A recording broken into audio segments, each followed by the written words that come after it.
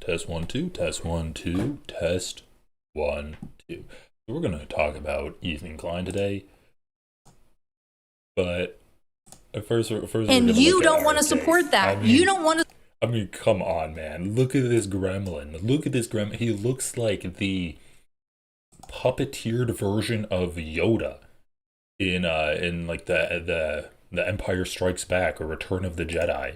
And you don't want to support that. You don't want to support that evidence. So yes, the governors of the West, Washington, Oregon, and California, will take up the efficacy of science. Yes, the University of Washington will deliver the science that America will depend on, because you don't want to depend on it. And his own Surgeon General of the Trump administration said over 2 million lives were saved because of the mRNA technology, and you don't want to continue that.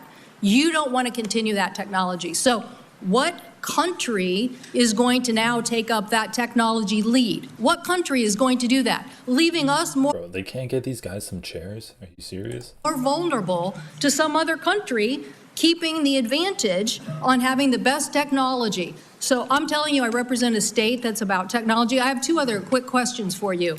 These questions or statements? Because I can answer that question if it's actually a question. Do you believe in having the ACA and the support for the ACA that is about to expire? Do you believe in doing something about that? In terms of the enhanced premium tax credits? Yes.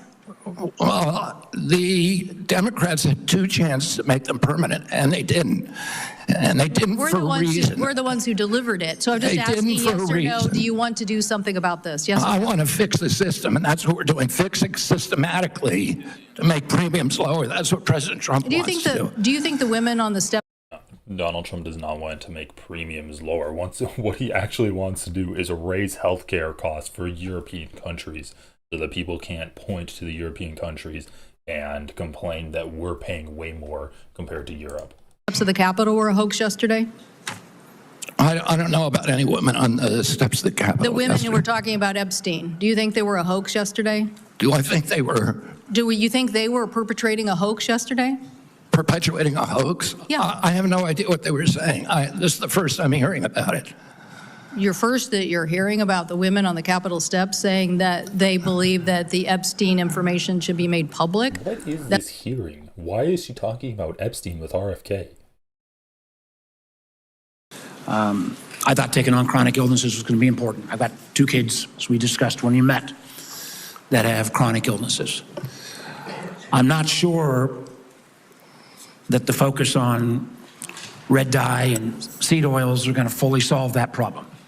Of course they won't. I would say this, that seems where your emphasis is. I want to go back to just, again, some basic facts. Do you accept the fact that 1 million Americans died from COVID? I don't know how many died. You're the Secretary of Health and Human Services. You don't have any idea how many Americans died from COVID? I don't think anybody knows that, because there was so much data chaos coming out of the CDC, and there were so many perverse incentives. And these are model. You don't know the answer of how many Americans died from COVID. This is the Secretary of Health and Human Services. I mean, this is an administration that is just simply anti-empiricism. Like, they do not like the idea of tracking and calculating numbers, because when they can always point to numbers and say that they're flawed, then it's the person with the biggest megaphone, the biggest platform, the biggest voice, that talks the loudest, that can actually make reality what they want it to be. And so when Donald Trump doesn't like the job numbers coming out of the Fed, he'll just fire the person. He'll fire like one of the presidents of the Fed, and then just say that, no, actually those numbers are wrong. We're going to go with my numbers. And then he goes with that. RFK, he doesn't like the idea that COVID killed a lot of people, and it was the vaccines that ended the pandemic of COVID-19. And so he says that I don't trust the numbers of COVID. Do you think the vaccine did anything to prevent additional deaths? Again, I would like to see the data and talk about the data. You have had this job for 8 months, and you don't know the data about whether the vaccine saved and lives. that's the problem, is that they didn't have the data. The data by the Biden administration, absolutely dismal. So Data chaos. who is politicizing? You're saying the Biden administration politicized all the data? Go back to what Senator Cantwell just said. Fired Dr. Go to Krause. the Trump Surgeon General. They fired Dr. Krause. They fired all the people who questioned the orthodoxy. They fired Dr. Gruber, Dr. Krause, Mr. Chairman, the Secretary. That's literally what he's doing. Once again, these conservatives that are in power right now cannot say a single thing without projecting their own terrible politics, their own partisanship, and their like ideology over any kind of factual data. They cannot go a single minute without projecting that onto their opponents. It's like, oh yeah, if you don't follow data, you're going to get fired. RFK comes into power. If you don't not follow data, you're going to get fired. That's RFK's CDC. Secretary of Health and Human Services doesn't know matter how many Americans died from COVID. Doesn't know if the vaccine helped prevent any deaths. And you are sitting as Secretary of Health and Human Services? How can you be that ignorant? Like, you know, I remember when we went through the hearing with you, I asked you about community health centers. You didn't know what role they play. I've been visiting community. I'm glad you got to one. I think in April. I tell you what I hear on community health centers, they are terrified, with all due respect to my good friend, the chairman, of the big awful bill, because they are going to lose health care across the board. They already live in food deserts. They can't get to a nutritionist because Medicaid doesn't do enough reimbursement. If you're going to want Americans to get healthier, should they have access to nutritionists? Should they have access to good science about healthy food? Absolutely. Well, then how is that going to happen with the Medicaid cuts that are taking place? There are no cuts to Medicaid. Sir, that is an absurd. There is not a single, some of my Republican colleagues, but there is not a single study that does not, and I can tell you, I was in Franklin, Virginia a couple days ago. The rural hospital is going to close. The hospital system was so afraid they wouldn't even let me have the meeting there. No, there will be no cuts to Medicaid. This guy is cracked out of his gourd. In the fallout from Trump's health funding cuts, states face tough budget decisions. Patients began lining up at Operation Border Health on annual 5-day health clinic in Texas's Rio Grande. Many residents in this predominantly Latino and Hispanic region spanning the Mexican border lack insurance, making the health fair a major source of free medical care in South Texas. Until this year, the Trump administration's plan to strip more than $550 million in federal public health and pandemic funds from Texas helped prompt cancellation of the event just before its scheduled July 21st start. This is an immediate impact that Trump is just cutting from Texas, and now people can't get like this once a year 5-day health clinic that they rely on to not fucking die. While lawmakers are looking to aid nonprofits, they're doling out $50 million in grants to health, social service, and other nonprofits hit by federal funding cuts. Money. So how many cuts are there in the entire country?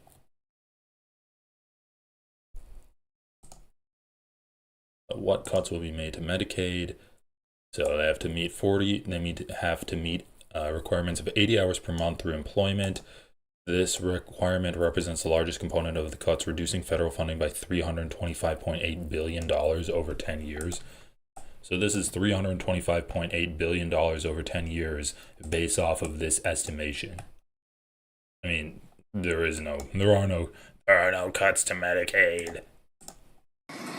But that rural hospital is going to close. And they are looking for where those folks are going to go. I mean, you're supposed to be doing health care policy, not being the doctor in residence for all of America. I hope I can just say, hey, I'm still going to trust my doctor rather than your health advice. And obviously, Tom Cotton's going to, who knows who he's going to trust. But let me go back to policy for a couple. So maybe we're going to lower the temperature a little bit. Who the fuck was like slamming the table? Tom Cotton? I got a bipartisan bill that would be a systemic fix, not a vote-buying mechanism when Medicaid's getting cut, what was put in on the rural hospitals.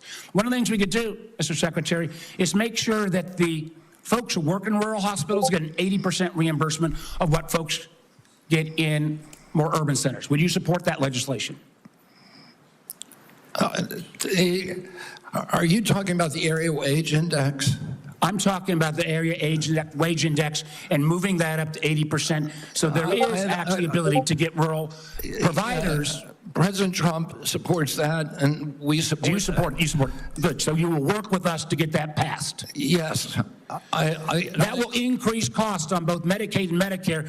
So you are committed to that. I appreciate that. What about Senator Wyden and I've got a bill because across America, what about what? Hospitals are shutting down on their OBGYN services.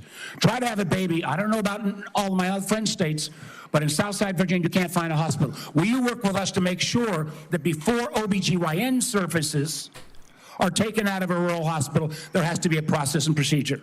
I'm happy to work with you on that, Senator, meet with you and see if we can work. There's no fucking way RFK's gonna work with this senator to improve access to OBGYN services. With you on it. I don't know exactly what the issue is. Well, again, Dude, he doesn't know about any of the real issues, and the only issues he does seem to care about is that vaccines give kids autism in his own twisted fantasy land that he exists in. Like, he doesn't care about anything real, and the things he does care about are completely fabricated to just create political divides in this country, to make life worse for everyone so the Republicans have, like, something they can run on. I'm gonna make life worse for you. Vote for me. the Secretary of Health and Human Services, who has said he doesn't know how many people died from COVID, doesn't know if the vaccine saved lives, doesn't understand the issue that OBGYN doctors are fleeing rural America because they can't afford it. And with the cuts that are coming up, it's going to be exponentially worse. I would invite you, sir, to come with me to a community health center in Virginia and hear what is on people's mind. They want to get healthier? Absolutely. Count me in. But they also don't want their basic health care removed. Thank you, Mr. Chairman. Bro, what the hell is that? This is such a shit show. Anyway, we're gonna go over this more. Okay, so there's a few things that I want to talk about, and then we're going to get into the Ethan Klein stuff. First, we're just going to do a bit of Hogwatch. What the fuck? Hutch. Okay, real quick. Oh yeah, so we have this guy.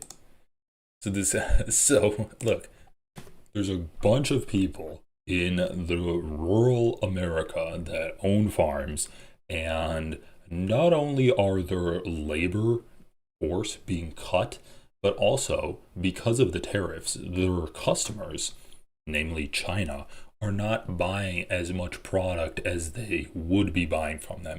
So they're not able to make as much product, and they're also not able to sell as much product because Donald Trump is giving them like the double whammy of undercutting their workforce and also getting rid of their customers. So you have, this is not a good mix for farmers. But you can't like help yourself from reveling in just the fucking I told you so when you see a guy that clearly voted for Donald Trump and he's like, please, God, King Donald, if I believe enough, will you help me out here? Now we're in a very dire situation. September's upon us, harvest is starting in the deep south, and we have 0 bushels of soybeans on the books to be sold to China for this current crop that's about to come out of the field. Historically, over the last 5 years, about a third of soybean sales to China would be booked. China amounts to 25% of our total U.S. soybean crop. So that would be 8 or 9% of the whole U.S. crop would normally be on the books with China right now, and we have 0. That is alarming. The farm economy as a whole is struggling. Inflation has caused our cost of production to rise drastically on every front. Commodity prices, in particular soybeans, are down about 50% from where they were 3 years ago. And our numbers are deeply in the red. And we send this letter to President Trump because we've been talking for months about needing to have sales in place, a deal in place, a phase 2 type agreement that has purchase commitments along with a level playing field on trade with no tariffs, and we haven't had anything happen, unfortunately. And our appeal to President Trump and his administration is make soybeans a priority in any trade negotiations that are taking place. Soybeans are the #1 agriculture export to China. And in the last trade war, it was 71% of the losses that we had as American farmers. And they're critical. Yeah, so if we look at, and we're going to divide. So real quick, he mentions sending a letter to Donald Trump. Where am I here? So, dear President Trump, U.S. soybean farmers are standing at a trade and financial precipice. As you and your team negotiate with China, we urge you to prioritize soybeans and reach a deal that includes the removal of China's retaliatory duties and, if possible, significant soybean purchase commitments. Over the past 5 years, China has imported an average of 61% of the world's available soybean supplies, more than the rest of the world combined. Historically, the U.S. was a provider of choice for Chinese customers. However, due to the ongoing tariff retaliation, our long-standing customers in China have and will continue to turn to our competitors in South America to meet their demand, a demand Brazil can meet due to significantly increased production since the previous trade war with China. We appreciate your recent Truth Social post acknowledging the robust crop produced by U.S. soybean farmers and urging China to quadruple soybean imports from the U.S. Unfortunately for our soybean growers, China has contracted with Brazil to meet future months' needs to avoid purchasing any soybeans from the U.S. U.S. soybeans currently face a duty 20% higher than soybeans from South America due to Chinese retaliatory tariffs. That puts our farmers at an ultimately competitive disadvantage. China has not purchased any U.S. soybeans for the months ahead as we quickly approach harvest. I mean, this is so insane. Like, just listening to what that guy said, he's like, China buys a third of our production, and usually they'd have bought like 8 to 9% of our total production by now, and they've bought 0. That's like they're already at like a 10% drop in total amount of income, and that's not even counting the rest of the year where it's just going to probably like rise higher and higher and higher because they're not going to sell any of this shit to China.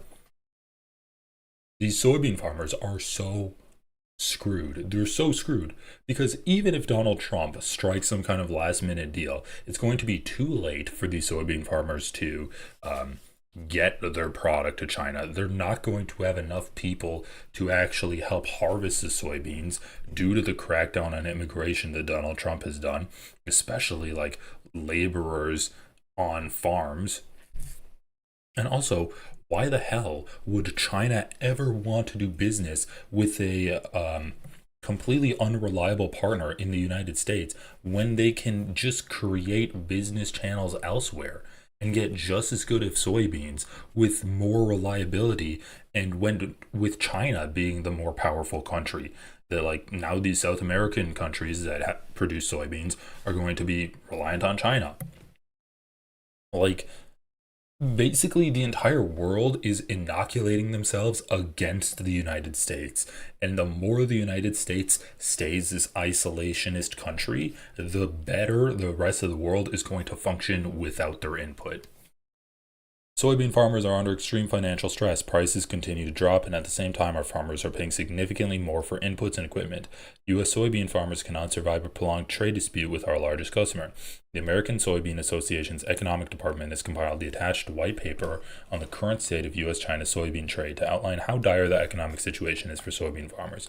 Mr. President, you have strongly supported farmers, and farmers have strongly supported you. We need your help. When has he ever strongly supported farmers? What did he do? You renegotiated NAFTA and then said it was a horrible deal after he did? I'll stay with grain and oilseeds because that's what I do day to day, but I just have to say one thing about livestock. For livestock folks, we're in good world for them right now. So I'd love to be able to have as good a world that they're having in GNO, but we just don't. And so there's just so many things, and it's really a supply story this year. When you think about across the globe, we haven't had a year where every country's almost in all 8 cylinders where we're getting full production. And that's where we are right now. It's also too a bit of a dichotomy in the US is that we're building corn stocks, but the world is not. Or it's just the opposite in soybeans where the world's building soy stocks and we're not. And so it's a very weird world, but the fact is we just have so much supply in the world that's just going to keep prices, really on the defensive. So we have those farmers asking for a soybean bailout, and here's another mega farmer asking for it. Worried as I am now about whether or not my kids and grandkids will be able to carry on. He said, I love you, Mr. Trump. Kids will be able to carry on. This is farm country John Deere. Wait, Trump said he loves you? I love you, Mr. Trump. I need to see the fruit of your love. Five Why? of my customers. Dude, do these people actually believe that Donald Trump loves them? That he cares about them at all, other than, like, if treating them as brain dead sheep that he can just herd into the voting booths?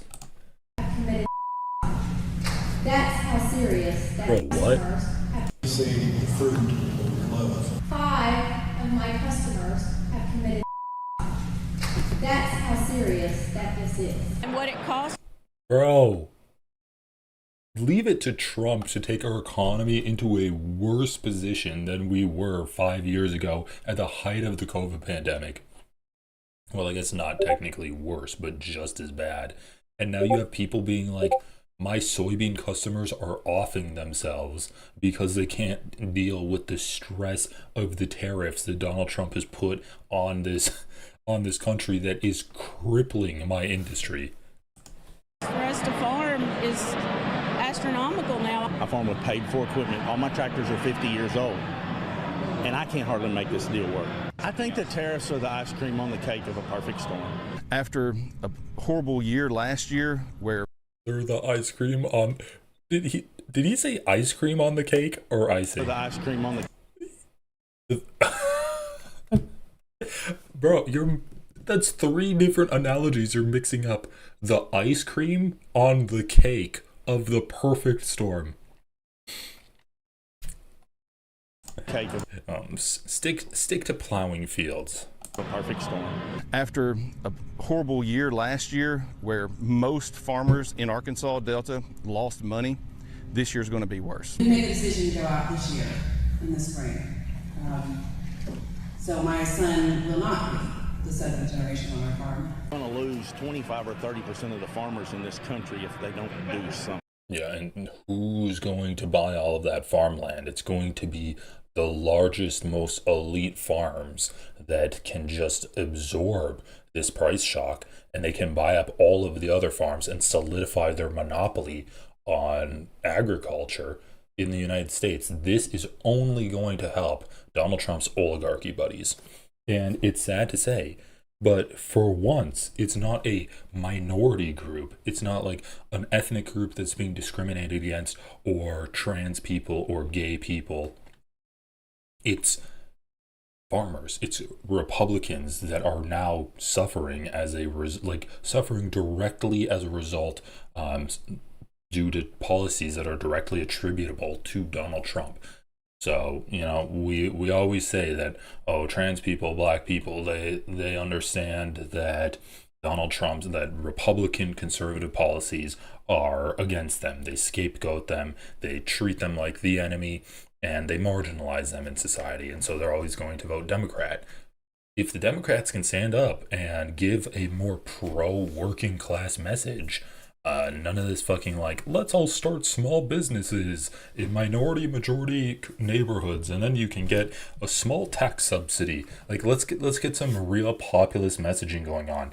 I want a Democrat to say, if you vote for me and I become president, if you want a good paying job, you can get 40 hours a week with paid time off, healthcare benefits, and anyone that wants a job working for the government can have a job that pays a livable wage. I want that to be the platform of the next Democratic candidate for president.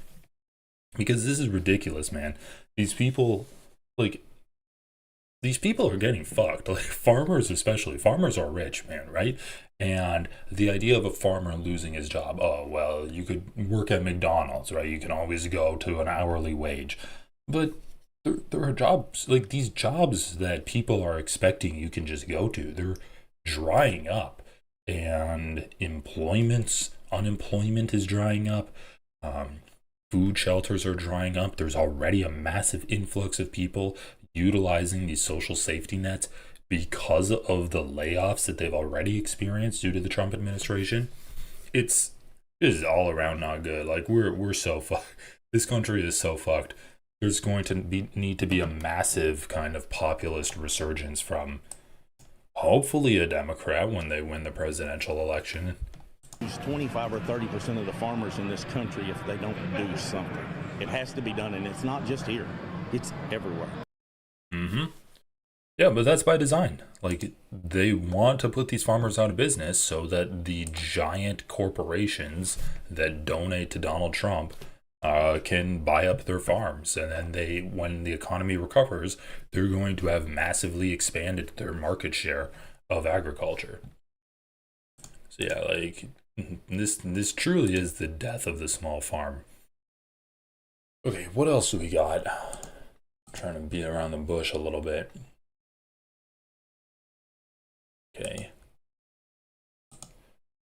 Okay, we'll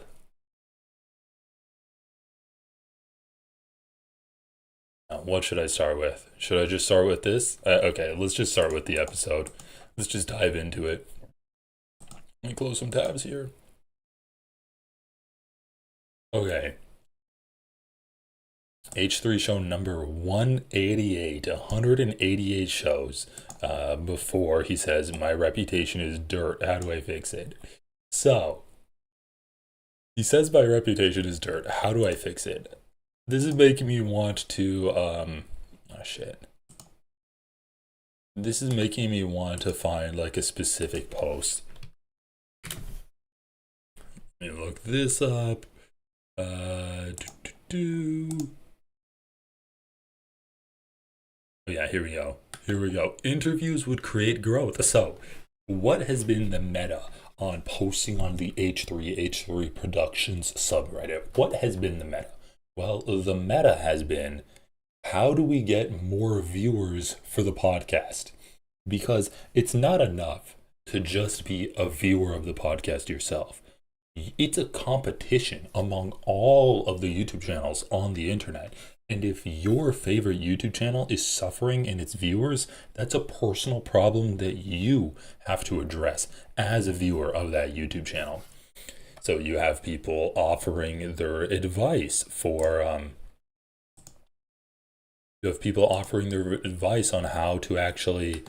on how they actually think that they could fix these things. So, look at this.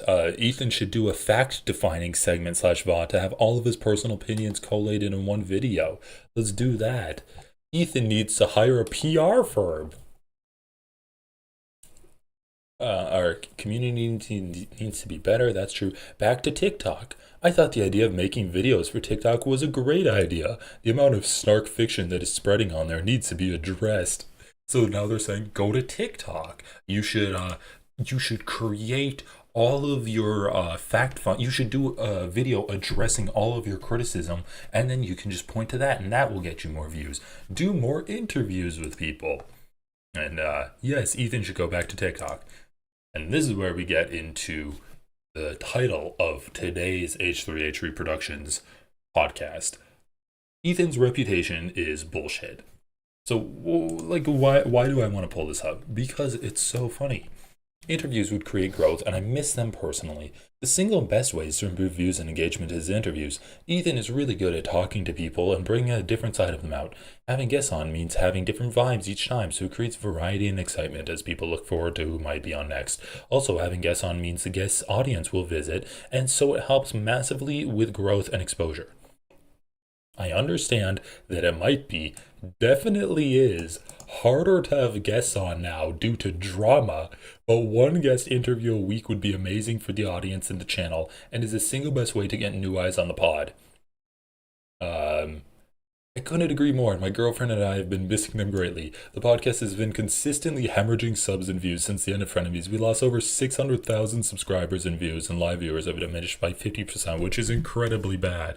The only way to acquire new fans and reverses is through cross-fan-base pollination, by inviting guests and hoping a few thousand subscribe and stick around every time. Like, these people are literally in the fucking, conspiracy room, like using string on some kind of cork board to try to create brainstorm ways to get views on their podcast. Why do you care? If you're enjoying the content, why the fuck do you care if they have a lot of views or not? It's so dumb. The only reason they care is because they know that Ethan's a petty bitch and he cares about being rich, and if it's not profitable enough for him, he's going to stop doing it. The main reason for what do we have here? Okay, whatever. The main reason for sub loss and viewership decline in the past years, the sole focus of the podcast has been on Israel and Palestine and criticizing Hassan, Denims, and a bunch of other people who don't matter to anyone other than Ethan. It's a serious topic that is also boring to most people. Having your comedy show turn into a serious political show is a bad move in general.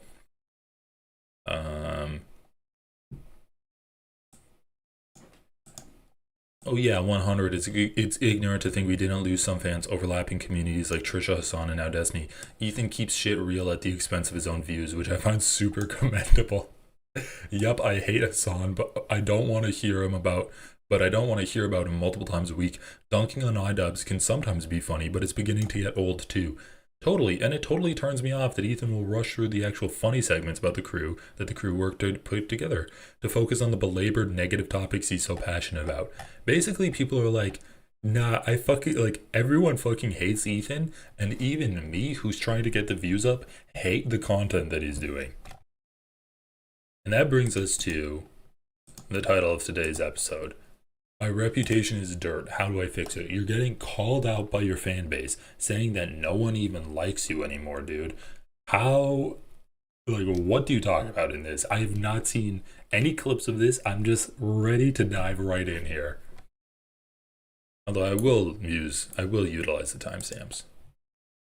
Intro, Teddy Fresh Godzilla drop, Olivia, my reputation. Okay, let's just start with Olivia. Because it is so insane. Goddamn, that sure looks like shit, man. But there's also something not fun that I need to announce today, which is that our dear beloved Olivia is taking a mental health break from the show. And so I mean, listen, it is what it is. Okay, so Olivia's taking a mental health break from the show. This is something I heard. Olivia, the show is sitting there for 3 hours. That's her role in the show. Sometimes chiming in, sometimes preparing a segment about gossip that she wants to cover. And she needs to take a mental break from that. Oh. Ethan Klein's fans were harassing her for not speaking up more about shitting on Hassan whenever Ethan would get into one of his rants. Obviously, we all love her. We are in touch with her. And she loves everybody. We are wishing her well. Yeah. Yeah, I would hope you're in touch with her if she's taking a mental break from the show. She's the best. She's the greatest. She can do no wrong. Why are they talking about her like she's dead? She's gonna be gone for a few days, right? That's what it is when you take a time off for your mental health from work. You're gone for a few days, maybe a week. Why are they like, don't worry, we're still in touch with her? Well, are you spamming her phone with texts? Just be like, okay, yeah, like how many days do you think you're gonna need? Unless it's more serious and you're trying to downplay her departure from the show for your fans. Don't worry, we still have her number. She hasn't blocked us. Olivia, stand up. At home, she's watching at home. Stand up, Olivia. We will miss her and the joy that she brings to the office every single day. Absolutely. Yeah. It's a mental health break. Okay, yeah. She's not dead. She needs to take a break, focus on herself a little bit. Which I totally get. So we love her. Send her your best wishes, and it's all good. I mean, listen, it's. Dude, I'm sorry. If I was working for a public-facing podcast and I'm like, man, I like my family died or whatever, I need to take like a mental break. I wouldn't want them to be like, oh, he has to work on himself for a little bit. I'd want them to just say, oh yeah, he's taking a break from the show. He'll be back next week. What the fuck is this shit where she has to work on herself? Is that what Gila said? Gila said Olivia is taking a mental health vacation to work on herself. It's a mental health break. Yeah. Okay, she's not dead. She just needs to take a break, focus on herself a little bit. Which I And totally focus get. on So we herself. love her. Send her your best wishes, and it's all good. I mean, listen, it's understandable, sad but understandable. Mm-hmm. We've all known this has kind of been going on. Why is it sad? Why is it sad? She's taking like a few days off of work. How is that a sad thing? The past week, so we've all kind of already been chewing on it. I've been in touch with her still. We had a nice talk, and we love Olivia. Yes. Forever. Yeah. So share your positivity with her, and I'm sure she would love to see that. No, we're not doing that. It's a mental health break. I'm sorry. We're not doing that. Bro, this is so weird. It does feel like she's never coming back to the show. Why would Ethan be like, oh yeah, like we've been sitting on this a little bit. I've had a good conversation with her. I'm still in touch. I'm still in contact with her. Like, that sounds like she fucking left the show, dude. I don't know. When you insist that you're still in contact with one of your employees, that seems a little bit more than I'm just taking a few days off to have a mental health break. Yeah, this is Saint This Olivia. is perfect. She's been christened. You know, I just heard there was the first millennial saint. You hear about that? Yeah. I was reading about it just before the show. What did he do? As a matter of fact. I would love a had deep dive on schizophrenic what did he episode. do. Oh, no, I'm sorry. Hold on. Let me look it up. How can you do enough in your life as a millennial to get a saint? It's absolutely impossible. Wasn't he like a computer programmer? Isn't that what it was? I don't think so. I think it was some shit like that. Yeah. He made a website. What kind of website did he make? Pope.com. I need to know. Is he still Big alive? Nick Whom okay even in the and religion? Okay, I don't give a fuck about this shit. Logan Paul responds, who cares? I insane mountain climber content, who cares? Massive Trump news, that is funny. Confronted for being an H3 viewer. Bro, this is something that I need to talk about too. Okay, so we're going to skip to confronted for being an H3 viewer. This shit is so crazy. So, first of all, Ethan needs to hire a PR firm. Right. Yeah, let's interviews would create growth. Oh, get a PR firm and then get more interviews. Just like completely lie about what your content is. You should do a video responding to all of the allegations against you. I kind of want to go back to there. Go back to that post. Okay, care about that. So then we got looking for. Oh yeah, hashtag Ethan not evil. Watching the newest podcast episode, and it's very clear that we also have to do our part as the community and help the crew/gang show people their true colors and opinions. A hashtag could help. And quick clips on TikTok would be awesome too. I know it's silly, but I'm sure most of us would understand how awkward it can be to like the podcast openly. Dude, it's literally like these people are hiding their, like, not even like, they are hiding their support for Ethan Klein because they don't want to lose relationships in real life. Because they're supporting a guy that made jokes about being a fucking pedophile on Reddit, and now he's making jokes about, like, he's basically been harassing pro-Palestinian advocates for the better part of a year now, and he's been blaming Palestinians for getting genocided. The guy is just morally rotten down to his core, and it's just all been exposed, and it's really come out due to the Israel-Palestine stuff. So, I don't know, man. Maybe if you're trying to hide your support for Ethan Klein, maybe a fucking hashtag where you're saying the guy I watch isn't evil. Let's create this hashtag. Isn't what you should be doing. Maybe what you should be doing is touching grass.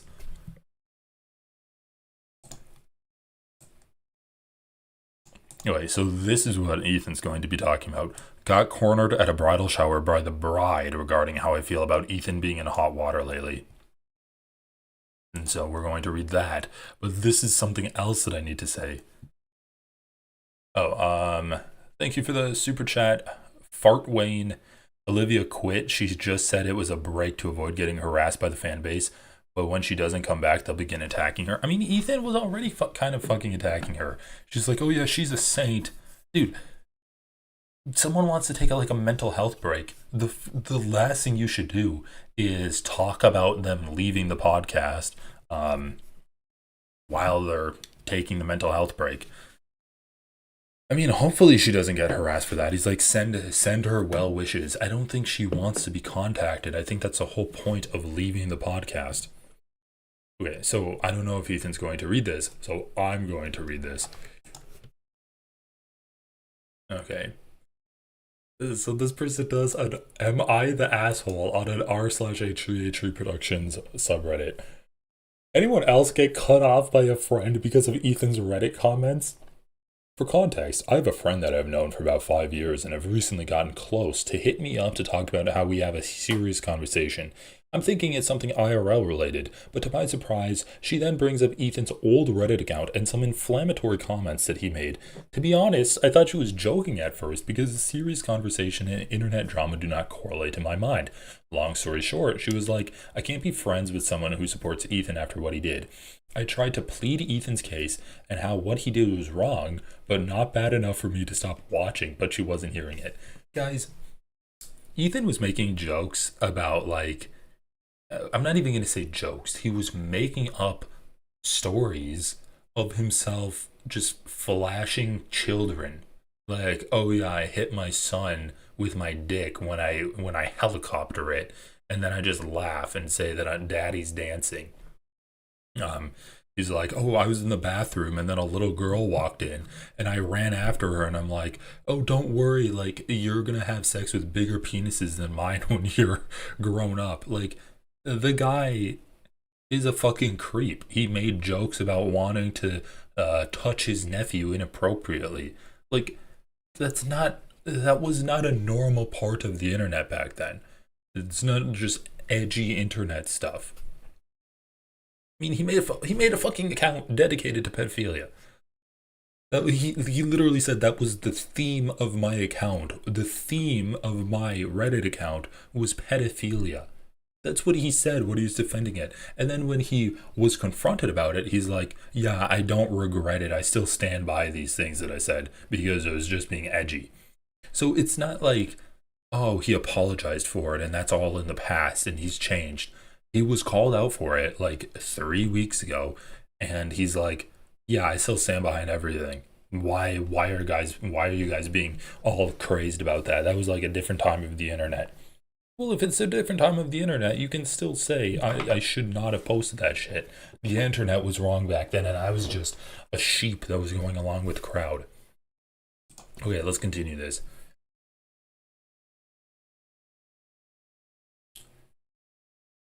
I know what he did was wrong, but not bad enough for me to stop watching, but she wasn't hearing it. And at this point, I was still joking around, so I told her Michael Jackson was touching kids, but he won't see me stop listening to his music anytime soon. Yeah, the difference is, like, if she fucking likes Ethan Klein and she supports what Ethan Klein is doing, here's the crazy part. She started defending MJ and said he never touched kids and he was set up to look that way.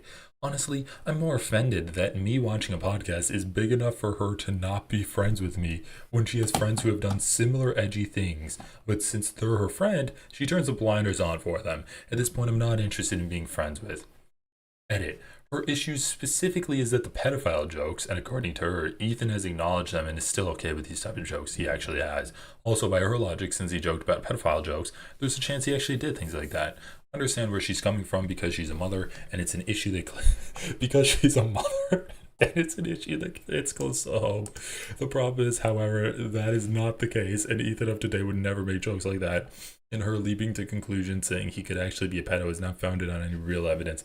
Sans TikToks, TBH. Anyway, so yeah, she lost a friend because she's like, I have a kid. I'm not comfortable with you watching a guy who stood behind his pedophile jokes that he made. And she's like, well, I'm still gonna watch him anyway. Okay, yeah, there's a reason you're losing friends. So anyway, Ethan Klein's content. Like, dude, how the fuck are you so toxic as a content creator that you're actually destroying your fans' lives, where they're losing friends and getting harassed at weddings because they still support you? Like, you're that much of a fucking piece of shit that you're on the level of like Andrew Tate or Sneeko. He's honestly on the level of Trump at this point with how infamous he is. New video. No, I'm but so hyped for it. Oh, how exciting. No, something very interesting did drop, though. And I think I'm going to use my executive producer veto power to initiate an emergency dishing with Dan. Nate, hit it. Okay. Okay, I mean, going that's on? fine. You didn't have to. There's no audio. Stop. Audio. You didn't have to seize power. It's fine with me. It's not on B, Nate. You didn't even... It is, right? Yeah, here. Okay, before we get into this, let's just watch this video. I haven't seen this yet, but Ethan Klein's cataclysmic downfall. Do you know who Ethan Klein is? I'm familiar. What do you think of him? Bad. Do you know who Ethan Klein is? I do. What do you think of him? Not a huge fan. Do you know who Ethan Klein is? Oh, yeah. I sadly do. What do you think about Ethan Klein? Not a fan. Do you know who Ethan Klein is? Have no idea. Do you know who Ethan Klein is? I don't. Do you know who Ethan Klein is? Ethan Klein, I do not. Do you know who Ethan Klein is by chance? I don't. Do you know who Ethan Klein is? No, I do not. Do you know who... Bro, what are the chances that in like a podcast, because this is funny, the people that know Ethan Klein are either fans of the podcast or they're like fans of Hassan or I don't know, anyone else that Ethan Klein has attacked over the years, and they're gonna know Ethan Klein and then say, nah, like fuck him, he's a piece of shit because he's attacking people for literally nothing. And then the fans of Ethan Klein, they're not going to say, yeah, I like Ethan Klein, because they know that they're going to get shit for it. So they're going to either say, I don't know him, or, not really my cup of tea. Like, he's reached the point where people are just now going to lie about not enjoying his content. Ethan Klein is? No, I don't. Do you know who Ethan Klein is? No idea.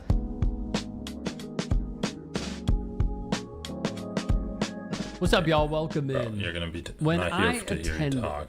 Sadly do. Okay, what do you think of him? I'm a Hassan head, so the other side. Yeah. The other side of the same coin, I guess you get. Did you see the recent news about him? Was recent news. That he had a Reddit page that was uncovered about him having the user... Destiny that had that Reddit page. Okay, well... Well, what's the Destiny Reddit I page? thought Destiny had the Reddit page that got uncovered. Maybe I'm a little out of thought date, it but was I know there's a Destiny. bunch of names that are... Yeah, that's... Okay, so let me just tell you real quick, then I'll let you go. It's pedo_troll. Is that the one that you're thinking of? Yes, that's... Okay, that was that's Ethan what I heard. Klein, which he admitted to. Oh, shit. Mm-hmm. Okay, well... No, not a fan. Says enough. Yeah, that's awful. Do you know who Ethan Klein is? so dumb. Do I know what? Who Ethan Klein is? Who? What? Ethan Klein. I have no fucking clue, bro. Great Who answer. is that? He's some streamer that is butting heads with Hassan Piker and others. Well, fuck that motherfucker, Dan. Doesn't even know Ethan Klein. You give him like a 5-word sentence about what Ethan Klein's about, and he's like, nah, fuck him. Thanks for stopping by. Have a great time. Do you know who Ethan Klein is? Oh, yeah. What do you think of him? Okay, so, like, when I was in college, He's a fallen I fan. thought he was pretty funny. And then I found out how, like, how super hardcore, like, is pro, like, fucking... What's the word? Pro-Israel. Not the thing where... Zionism. He was so pro-Zionist. I'm like, oh. Like, he's like, dude, come on, bro. Come on. Look at the facts, brother. Look at the facts, brother. No, this guy's vibes are great. Get divorced and stop. Harsh feedback. Yeah, I mean, it is what it is, man. Bro, just out of this guy like barely even knows Ethan, and he still is like, nah, man, there's some like evil energy influencing Ethan right now. I support the people in need. I support the people in need. Amen to that. I appreciate you, bro. Thank you so much for stopping by. Of course, man. Have a good time. Do you know who Ethan Klein is? Have no idea. Sweet. Do you know who Ethan Klein is? I probably should, and I don't. I'm sorry. No, that's okay. Wait, who is that? He's a streamer. Oh. Bro, what is this event? Everyone's walking with their asses out. Like, everyone's hot. That guy who had immaculate hair, and he just had like his shirt open down to the navel. Klein is? Ethan Klein. Why does that Welcome sound familiar? home. He's a streamer. Yeah. Yeah. I think I've heard of him. Okay. Yeah. But you haven't watched him? I might have on Instagram once. Oh. Yeah. Okay. Do you remember the clip? No, I don't. Okay. What do you think about Ethan Klein? Not a fan. I have seen a couple of his points and arguments, and I personally don't align with them. Do you know Dude, is that guy attacking Titan? Klein? Not a fan. I have seen a couple of his points and arguments, and I personally don't align with them. Do you know who Ethan Klein is? Of the Calvin variety? No, I'm just kidding. I'm just kidding. No, I don't know. No, I'm not. Oh, no, I don't. Do you know who Ethan Klein is? I'm familiar. What do you think of him? Bad. You know, I don't want to get into it, but I think we can all agree, bad. Yeah. Yeah. You're more than welcome to get into it if you like. A Zionist, not great. Recently, he's had things come out in which he claimed to make pedophilic comments On as Reddit. a joke. Damn, she's which on I top of personally it. don't think is ever funny. I think this weird hyperfixation he has with people online that report on the things he does is very weird. Like between Hassan Piker and Taylor Lorenz, like him beefing with journalists is weird. It's their job to report on things you do. I'm sorry. Powerful people don't like journalists. Oh, they hate journalists. Do you know who Ethan Klein is? Ethan Klein? Yes. God bless Ethan Klein. Of course I do. All right, No, I sweet. God bless you, sir. Do you know who Ethan Klein is? The nicest thing that anyone ever said about Ethan in this entire video, and the guy has no idea who Ethan is. Ethan Klein, I do not. Keep it that way. Do you know who Ethan Klein is by chance? I don't. Do you know who Ethan Klein is? No, I do not. Do you know who Ethan Klein is? No, I don't. Do you know who Ethan Klein is? This is like a Redditor convention. No idea. Do you know who Ethan Klein is? I do. What do you think of him? Not a huge fan. How come? Just the general vibes. I don't know. I wouldn't say I know that's enough a about him to valid really have an reason. opinion, but the general vibes I don't love. Do you know who Ethan Klein is? I do not. Do you know who Ethan Klein is? Yeah. What do you think of him? He looks like he smells bad. Oh, shit. Yeah, no, I mean, I like his wife, but I mean, he looks like he kind of, She likes his wife? Wow. like, doesn't shower, so.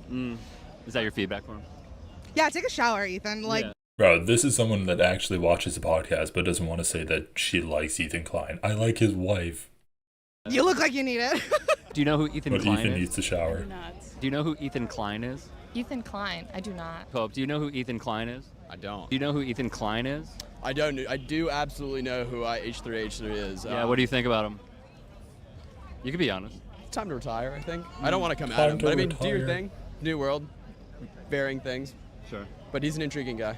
Intriguing. Yeah, definitely has some takes that I don't necessarily agree with, but I think that's life and meeting new people or something like that. Do you know who Ethan Klein is? I do, yes. What do you think The most chill guy you could meet, and he's like, you should probably retire there, bud. of Ethan Klein and H3? See, I don't follow it much. I just see, like, you know, headlines and stuff. I read some of the articles, but I think I definitely, you know, I support the rights and the freedoms of the Palestinian people, and I definitely do not agree with most of the actions that the Israeli government has been doing with the war recently. But at the same time, I believe that the Palestinian people deserve a better representative than Hamas. You know, all the freedom to them. Free Palestine. I think both him and the H3H3 and the Ethan Klein and also Hassan, I think both sides are inflammatory. You know, they're just fighting. Bro, we found our It's enlightened not centrist productive. here. It's not supportive to any movement. And, you know, I just wish they would have a more productive debate with everything, you know. I think that's like something we need in this current political climate. Do you know who Ethan Klein is? No, but I know what a Klein bottle is. Do you know what a Klein bottle is? No, tell me. You know what a Mobius strip is? I do not. Bro, alright. Okay, we're done with this video. That was pretty funny though. So either people don't know or they are not a huge fan of him. Person who said it, who does your friend? Which I have to say plays out in the numbers. 144,000 views on this podcast. Watch. Hassan? Well, you don't even at this. What did she say? Important. Somebody, Jackson in the chat said you guys should change the title and thumb for Trump for views. Everybody is worried about the views. You think that this isn't a good Everybody's worried about the views. title? You think Trump is better for views? If this just broke right now, and we're talking about it right now, it might be. Usually we're like late, kind of. Do people come to us for Trump news though? Bro, this is sad. Ever? We could change that. Anyway, I just saw a comment from a member who said some of her friends disowned her for still watching the show and being a Geno supporter. And I'm seeing more and more posts like this one I saw this morning. I'm hearing all kinds of shit like this. I know, Myra, I totally agree with you. That was bad editing.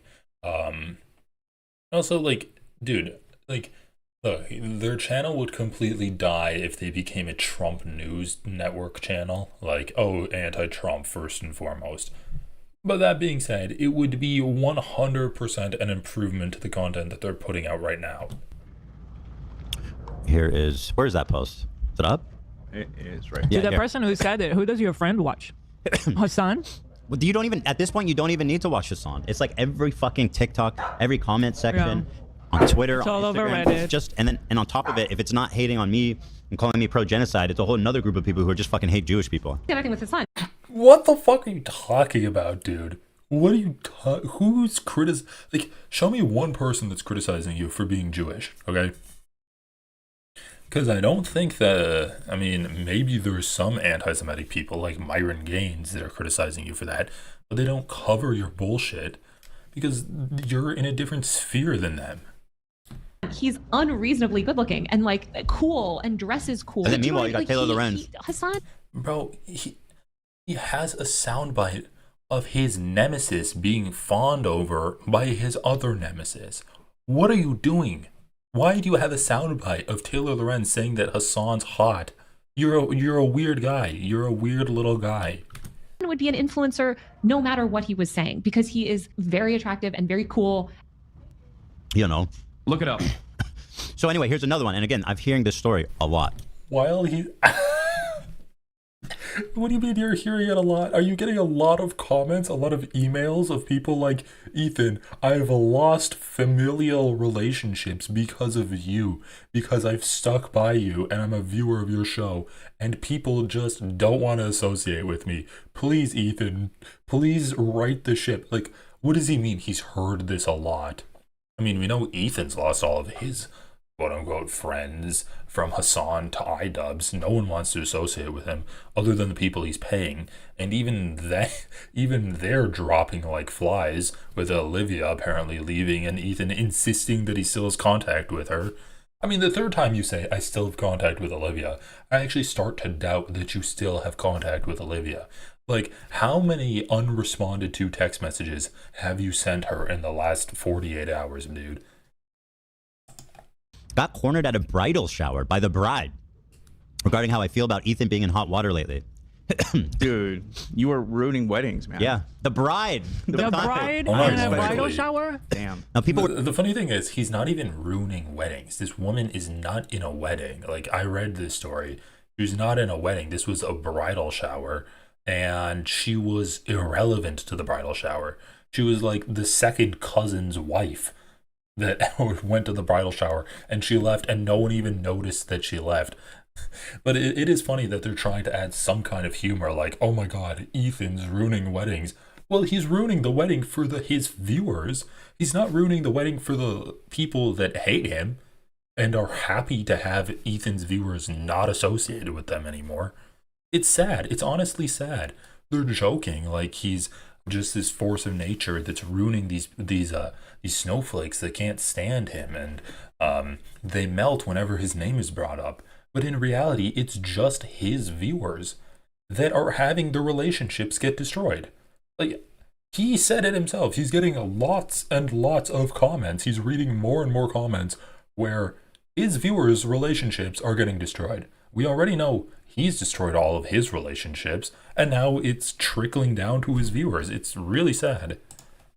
We're saying they don't. It's almost unbelievable, but I believe her, and I'll wow. Because she said, because somebody said this is almost unbelievable, and she said it just happened, which makes me believe her. I am shocked that a bride on her bridal shower. Let me read you this. And the reason I'm reading this to you is just because it's so, emblematic of stuff that I'm saying, and you guys are saying too. Let's be real. So here it is. Everybody in my life knows that I've been a fan since the beginning. 90% of my main wardrobe, bags, and accessories are Teddy Fresh. Thank you. Thank you so much. And shout out to everybody, by the way. Dude, I don't know, man. Saying that like saying thank you for the person saying that they like love your show. It's a little weird when her life is in ruins and you're like, thanks for giving us money. It's okay, whatever. A little weird. Who watches this show, knows who I am, knows what we stand for, and, you know, keeps watching. And that means the world. That's so thank not you a guys. good thing. Unless you're watching it to criticize you, it's not a good thing if they know what you stand for and they continue to watch. Members as well. It makes such a big difference. So recently I felt like my sister-in-law had been acting weird around me. Both of them are a few years younger than me and are part of Gen Z. Both are TikTok obsessed and have self-diagnosed autism. Ooh. What does that mean? Self-diagnosed autism? Does that mean they don't have it? It means clock it. They claim they have it, but haven't got it professionally. I think she means that they just learned about autism on TikTok and decided that it kind of like relates to them. They're a and special class. Self-diagnosed that they have it, yeah. Yeah. They think they're the main character and are Oh my god. They have self-diagnosed autism and he's like, boom! That was a massive burn. Okay, this is pretty funny actually. I completely skipped this first paragraph because it's irrelevant. undereducated performative activists. A few years ago, I got into an argument with one of them because she asked me for advice that was related to my career, and she did not appreciate my honest response. We never really close, but that definitely hurt any chance of a decent relationship. Things started to get weird after that, so I assumed that was the reason and didn't think twice. Now, my husband's cousin, 33 female, had her wouldn't that be a husband's cousin? Oh, never mind. I'm confused. My husband's cousin, a 33 female, had her bridal shower yesterday. The only people I knew there were my mother-in-law, 2 aunts, one was the bride's mom, and my sister-in-laws. They all live close and drove together. I live a little further and arrived after them. When I got there, the 6 of us were seated along one side of 2 tables pushed together with nobody sitting across from us. The way the seating was, me on one end, the bride's mom, mother-in-law, aunt 2, and then sister-in-laws on the other end of the table. So I basically sat alone since the bride's mom and mother-in-law were helping host and not sitting most of the shower. At one point, I came back from the bathroom, and the bride's mom was in my seat. Bro, let's just acknowledge that this person is already unliked by the family. She literally wrote that she was unliked by the family. They sat her by herself on the bridal shower. They obviously invited her simply out of like a courtesy to her husband. This is sad. Like, I know that Ethan Klein is not great for maintaining relationships if you're a follower of Ethan Klein. This person didn't have a great relationship with her family to begin with. She seems kind of like an ass. Apologize and let slip that she was confused because the seating at our table changed. I knew at that moment exactly what happened. I was embarrassed and on the verge of tears. I do like seeing someone who's like pretty much just stream of consciousness writing, and then Ethan, who struggles to read the most coherent of sentences, trying to follow along with it. It is pretty entertaining. A little later, the bride came up to me at my seat and started staring down my phone, which was upside down on the table with the charm phone case on it. That's the Teddy Fresh charm phone. The best phone case. Everybody always compliments me. She points to the TF bear and asked me why I still have that on my phone. I told her it was cute, and she immediately asked how I can still support the show and Ethan. She didn't explicitly ask me about Israel-Palestine, but she was getting at it. I cut her off and just said I didn't want to talk about it at her bridal shower, and she walked away. Literally seconds later, I see her and the sister-in-laws talking and looking at me. Shortly after, I grabbed my things and snuck out without saying anything to anybody. I have never talked politics with any of these people other than goofing on current administration and knowing none of us are MAGA. They have no idea what I actually think about anything, especially in the Middle East. I knew that the one sister-in-law was a leftist and kind of expected it from her. Leftist. What I didn't expect was a cousin I barely know to approach me about something she clearly is uneducated on and try to fight or embarrass me at her own bridal shower. I didn't expect the aunt and mother-in-law to go along with excluding me all because I was a fan of a podcast. When I got home, I broke down to my husband and told him I don't feel comfortable going to any family events for a while. Fucking shit. They didn't exclude you because you're a fan of the podcast. Sure, the cousin who's getting married is like, why the fuck do you have that on your phone? He's literally like making jokes about pedophilia and is victim blaming genocide on the Palestinians. But what do you like? They just hate you. You're just like an outcast of the family. What do you mean? The mother-in-law and aunts decided to go along with excluding you because you're a fan of Ethan Klein. Like, they know what the fuck that little shitty bear you have on the back of your phone is. And they're like, oh my god, I know what that is, and I know what the person who made it stands for. I cannot actually hang out and talk with her. I have to host because of this. You said they were ignoring you because they were hosting. That's a completely reasonable reason to not be sitting down by your side and like talking about your latest interest in your career or your latest interest in like the shitty Godzilla line of clothing that H3's coming out with. Well, and I'm not going to stop him from going, but I will not be going anywhere. I'm clearly not wanted. Wow. And so, yes, this is what convinced me, guys. I hope this is fake. Why would someone be worried about Ethan Klein at their own wedding? And then they said, I promise it's not fake. It happened yesterday. And that's what I didn't. I believe it. Reading this, it was very detailed. I didn't get fake at any point. And it's not I hear fake. stories like this all the time now.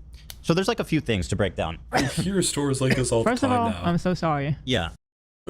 Really, you're sorry that you've become such a toxic brand that people can't even wear the clothing that you sell because then they're gonna get like harassed and criticized for supporting you. Are you sorry about that? Dude, it's so fucked that you just being a fan of a podcast somehow. Also, like, just because you had the phone case, which is just a cute phone case, like, what's the Teddy problem Fresh. with Teddy Fresh now? That's well, if they know it's Teddy. Chat. It's just a cute phone case. It's just a cute phone case, chat. It's just a cute phone case that looks like the bottom of a car when a kid drops a bag of fruit snacks and then it welds onto the carpet of the car floor. Just a cute phone case, though. Like, what's Teddy the problem Fresh. with Teddy Fresh now? That's well, if they know it's Teddy Fresh, then A small business that is hiring local people, like supporting artists, supporting everything. Zionist run, you know. Obviously. Now that's a problem? It's Zionist run. I thought it was fake, but then she said it wasn't, so I believe her. Why would, like, Ethan should read the Bible? I don't know, man. If he reads the Bible, they say the Bible is real in the Bible. Thus, he would definitely believe that, right? If he uses the same kind of logic of critical thinking. Jesus walked on water? I don't know about that. Oh shit, it said he actually walked on water and it happened yesterday. Of course he did. Alright, I'm converting now. Actually, people criticizing me is no longer anti-Semitic. It's so stupid. What do you spend? What social media platform do you spend your time on? Twitch, owned by Amazon, who's actually on the BDS list. But anyway, so I'm trying to be mature, okay? You're not. Clearly, why would you say that? That's not mature. Owned by Amazon, who's actually on the BDS list. Look at his little smirk. But anyway, so I'm trying to be mature, okay? Clearly, let's just admit that nobody in this story, or no, let's concede that nobody in the story is a bad person. These people genuinely think that I am like a Israel supporter, a Zionist, and that I want to genocide Palestinians. Why do they think that? I don't know. There's a bunch of really fucking disgusting, evil, hateful, pathetic people who have dedicated their entire lives, literally their lives. Like, I would say days, literally their lives. There are people who's... Well, I mean, if you want to ask why, you haven't talked about anything that's been happening to Palestinians at all on your podcast. And in fact, you've been criticizing people like Hassan, Denims, Frogan,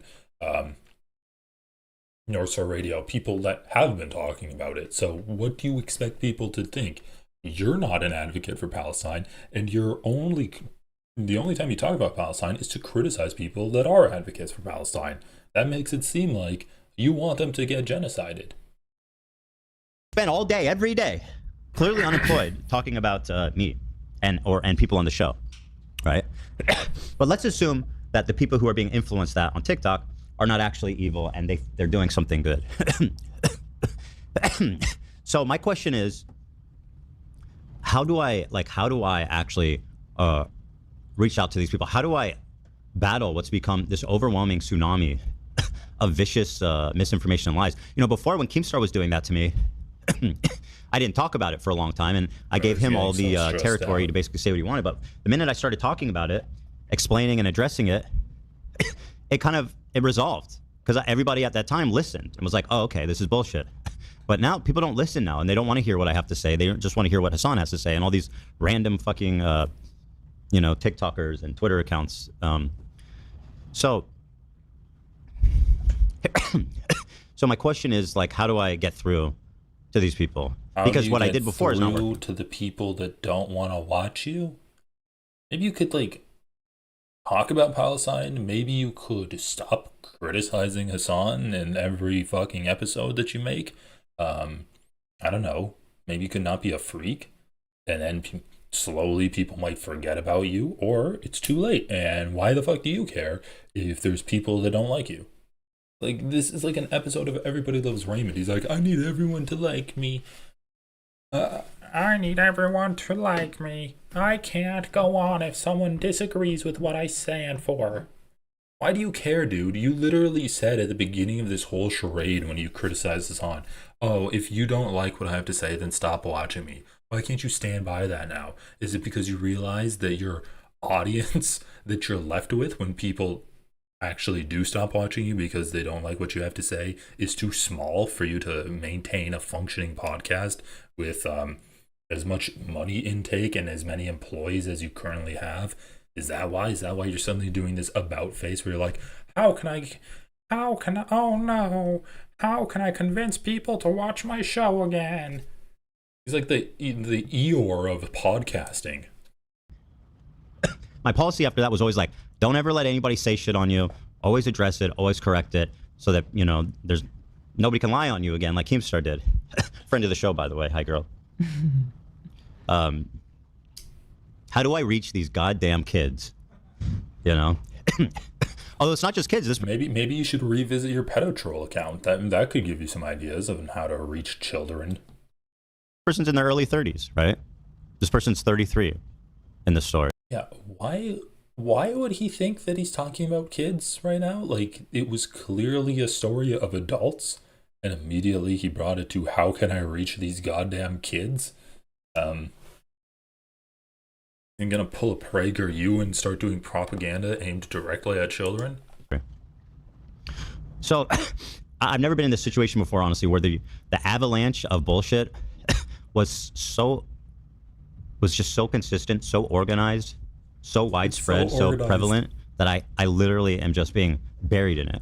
Now, Ethan, your show was pretty big. A lot of people disagreed with what you had to say, and then people actually addressing, covering, and refuting what you were saying was an avenue for that anger and that dislike of you to grow. The only organization that was done was what you did.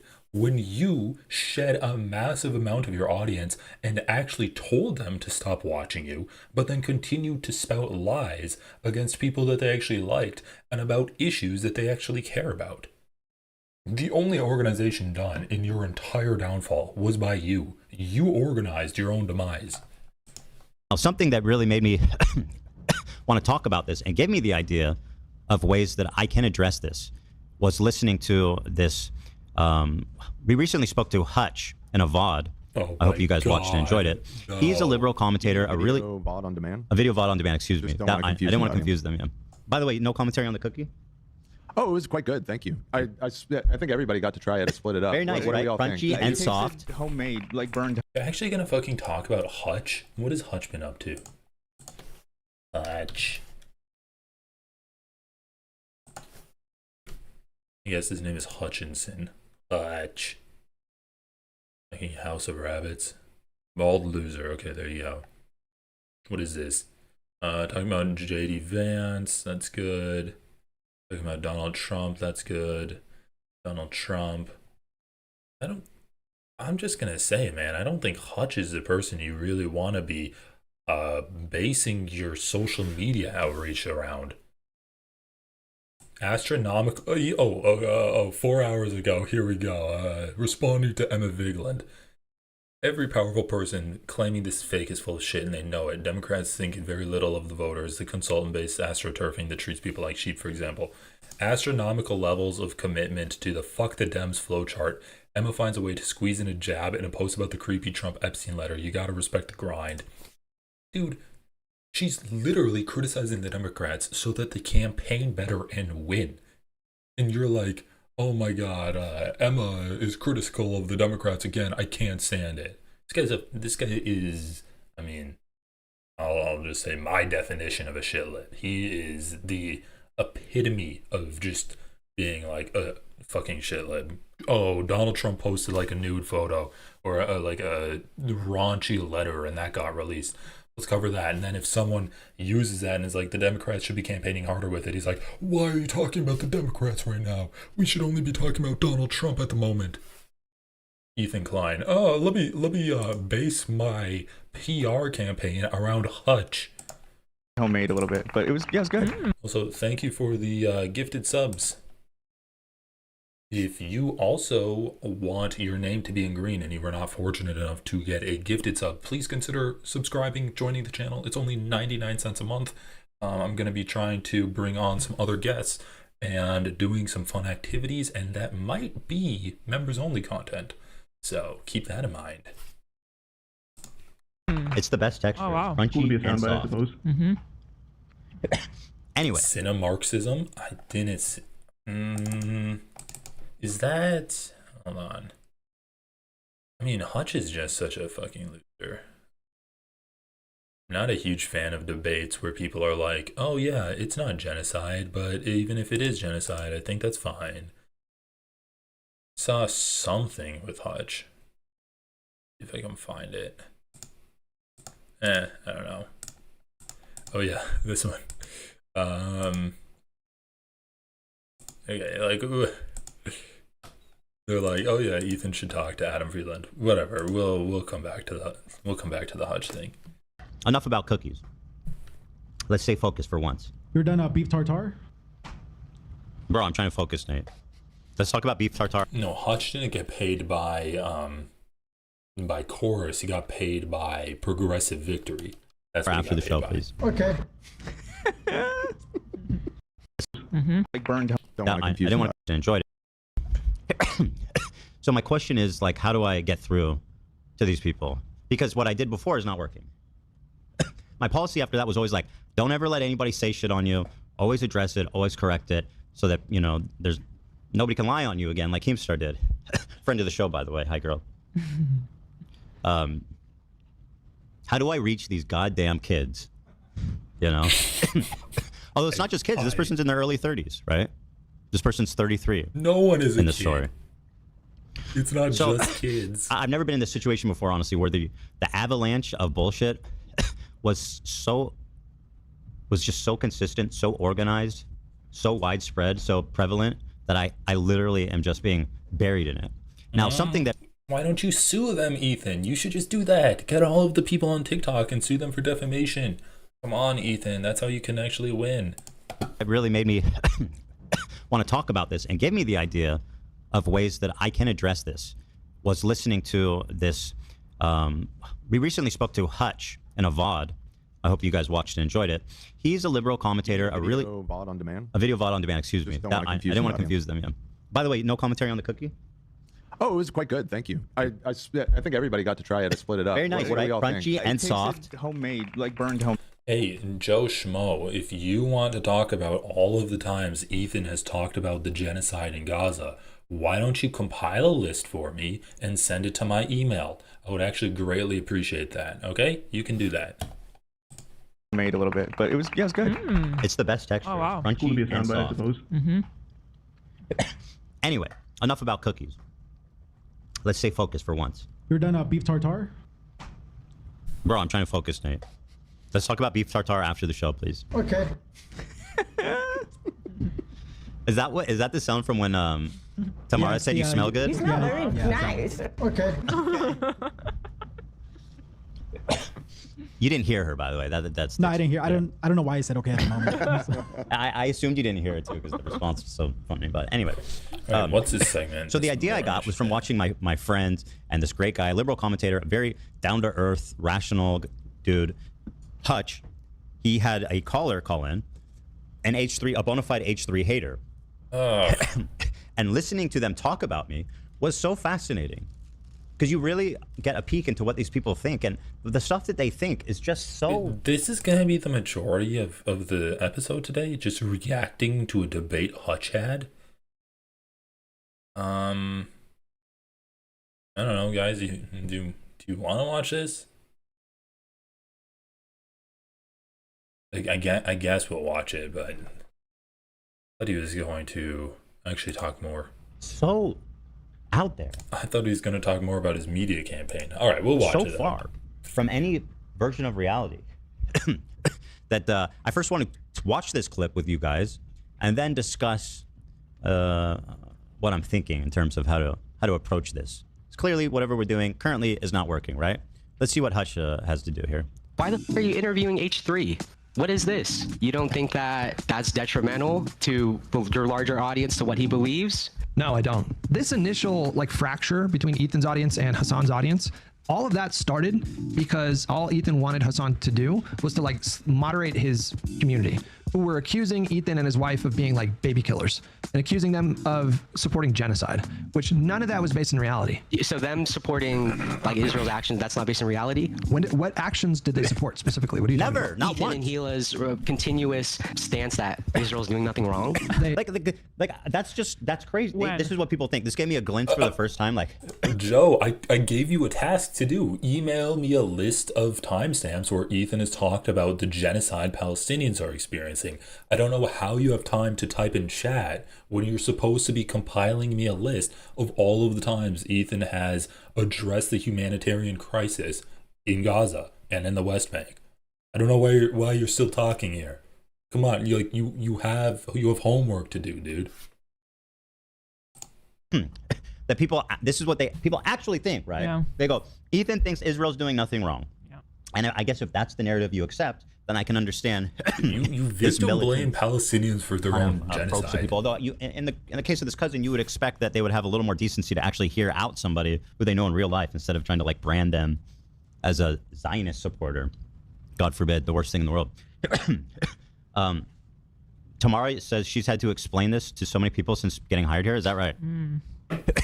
You want to talk? You want to comment on that? I'm interested in everybody's story here on this. I have one too. Is that? I don't know if that was a soundbite. No, that was me. I was saying I have one too. I have a story too. I'm gonna pull that too, man. Here you go, tomorrow. Here, tomorrow. Yeah, tell us. What did he say? Kind of approach to people. Although in the case of this cousin, you would expect that they would have a little more decency to actually hear out somebody who they know in real life instead of trying to brand them as a Zionist supporter. God forbid, the worst thing in the world. Tamara says she's had to explain this to so many people since getting hired here. Is that right? You want to talk? You want to comment on that? I'm interested in everybody's story here on this. I have one too. So now he's like, these fans that I hired are now having to explain themselves working for a Zionist to their family and friends. Let me hear your stories, fans, of how you justify working for me. Is that? I don't know if that was a soundbite. No, that was me. I was saying I have one too. I have a story too. I'm gonna pull that too, man. Here you go, tomorrow. Here, tomorrow. Yeah, tell us. Oh, go over there. Okay.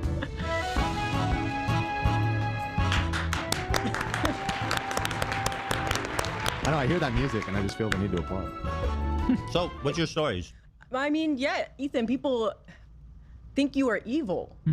And it's super, super frustrating because I think a lot of people What is this? just see little bits online. Dude, this is like the worst roast that I've ever witnessed. They're just gonna tell all of the comments that Ethan gets. Oh yeah, people think you're evil. People think you suck. People think that you need to take a shower and get divorced. Is this just the crew's way of designing a roast towards Ethan Klein without him realizing it? And they want to be like, oh, he's a bad guy. He's a Zionist. And and it's so frustrating because I'm like, bro, do you even watch him? And they never do. And they never do. At a certain they never point, watch it's him. Feels disrespectful to me that I'm like, if you think I'm reasonable Right. and you know I watch Ethan, it's just so incredibly upsetting and frustrating. People just call you a Zionist and they assume you support Israel, and yeah, people think it's just so frustrating because you've never said that, and people don't know, they don't watch. Yeah. He's never said that he supports Israel, even though he wanted to take a trip to Israel while they were doing a genocide to show how great Israel is. But Ethan's never said that he supports Israel. What is it? Infrastructure to... Thank you. for incredible leadership, including getting this group together. Thank you, Bill. That was very nice. Well, thanks for hosting us. I mean, this is quite a group to get together, and I think all of the companies here are making huge investments in the country in order to build out data centers and infrastructure to power the next wave of innovation. So it's we don't often get together as the CEOs of the different companies, but it's good to see everyone. I want to thank you for including me this evening. It's incredible to be among This is the fucking podcast producers thanking Ethan Klein for allowing them to speak on the podcast. everyone here, particularly you and the First Lady. I've always enjoyed having dinner and interacting. I want to thank you for setting the tone such that we could make a major investment in the United States. First of all, to echo the comments of Tim and others, thank you so much for getting us all together, and thank you for being such a pro-business, pro-innovation president. It's a very refreshing change. This is a most incredible time. AI is going to change everything. You hear all of us saying that. Maybe that's what Ethan needs to do. Instruct ChatGPT to just start lying to all of the users about him. But the fact that you are our president and you recognize this right away and you've unleashed American innovation and creativity. Dude, the parallels are endless between the United States just going into the dog water and also the H3 podcast sinking like the Titanic. None of these people can give a straight answer to Ethan because they're afraid of any kind of retaliation. Praise fest. As we approach Labor Day weekend here, this is just such a great opportunity really to recognize your leadership as a true champion for working people. So many people call you a Zionist, but it's just you're not a Zionist. I don't know. You're just such a great guy, Ethan. And I know we'll hear as we go around the table here how your focus singularly on putting the well-being and interests of the American people first is that common thread that we're seeing in your policies being implemented across your administration. Well, everyone knows there's no stronger advocate for hardworking American families than you. People say that you're evil, but you're just not. You're just not evil, and it's actually insulting to me when they say that I'm working for an evil guy. Sir, thank you for the largest tax cut in American history for working families. The average family of four is going to save about $10,000 take home pay more a year. Semiconductors. America's the land of opportunity. How did we get to become this awesome nation? Ethan, people criticize you, but when I ask if they really watch you, they don't. They don't know what they're talking about. Because we believed in the American dream and we leaned in on it. But the wealthy in our country and the coastal elites that live away from where stuff's actually made, they just lost their way, and politicians just let them have it. Your tireless campaign and your relentless messaging made people realize the American dream isn't dead. It's just been smothered, and we're unsmothering it and setting it loose. God bless your efforts. God bless your assembly of this team around this table. We're bringing the American dream back. Mr. President, everybody here who spoke works at the Department of Labor, clearly, which I love. They have all the correct talking points, but I think that's a testament again that we are all working together every single day. We talk to each other often. Hold on, I gotta get to JD Vance. Revolution between saving America. This is the third. With 1863 or so, with Abraham Lincoln was the second. This is the third, with Donald Trump leading the way. Ethan, you've survived the Keemstar fiasco, the breakup of frenemies, and you're going to survive this Hassan breakup too. Leftovers doesn't have anything on you. You're a strong, stable leader that has a complete loving family that is always going to stand by him. And we are saving America. Likewise, with regard to your ability to prevent and to preempt wars between India and Pakistan, between Armenia and Azerbaijan, between Rwanda and the Democratic Republic of Congo. In all those cases, CIA intelligence supported you and your entire team in making that possible. Your team is not... Okay, that's enough. I mean, goddamn, bro. He's actually having his staff go around and be like, "What are the experiences you've had of how have you defended me in your life?" He's literally asking his staff, "How have you defended your decision to work for me in real life?" On the same episode where he had a staff member leave the show and he insists he still has contact with her, which once again is weird if they're just taking a break. You're like, don't worry guys, she's just taking a break, but I still have her contact info. Don't worry about that. I just talked to her like 5 minutes ago. Trust me, bro. Just trust me. It's like right before. Oh, I can't call her now because we're live on air, but like I have her contact information still.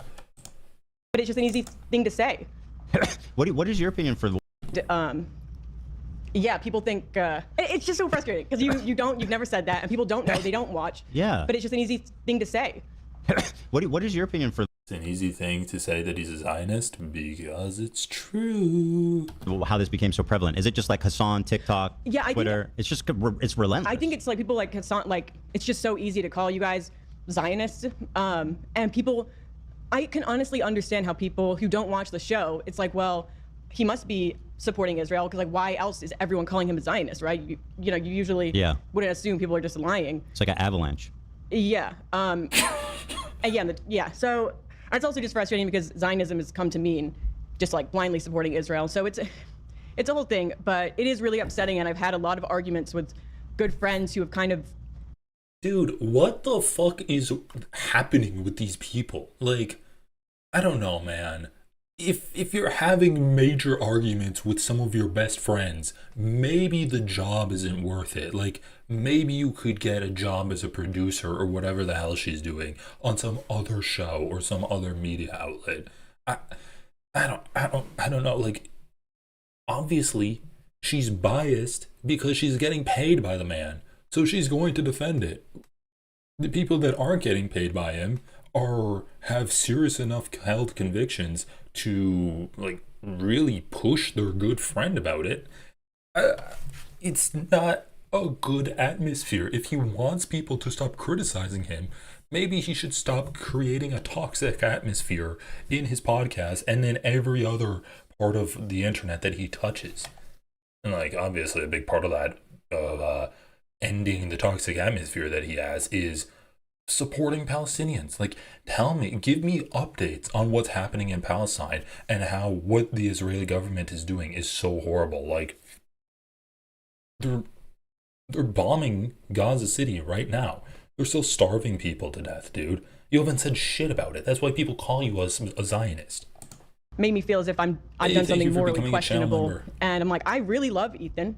Thank you. I think he's a really great guy. That's so nice. You know, watching you as a fan, I thought you were great. Then meeting you, you are great, and it's really upsetting how it's.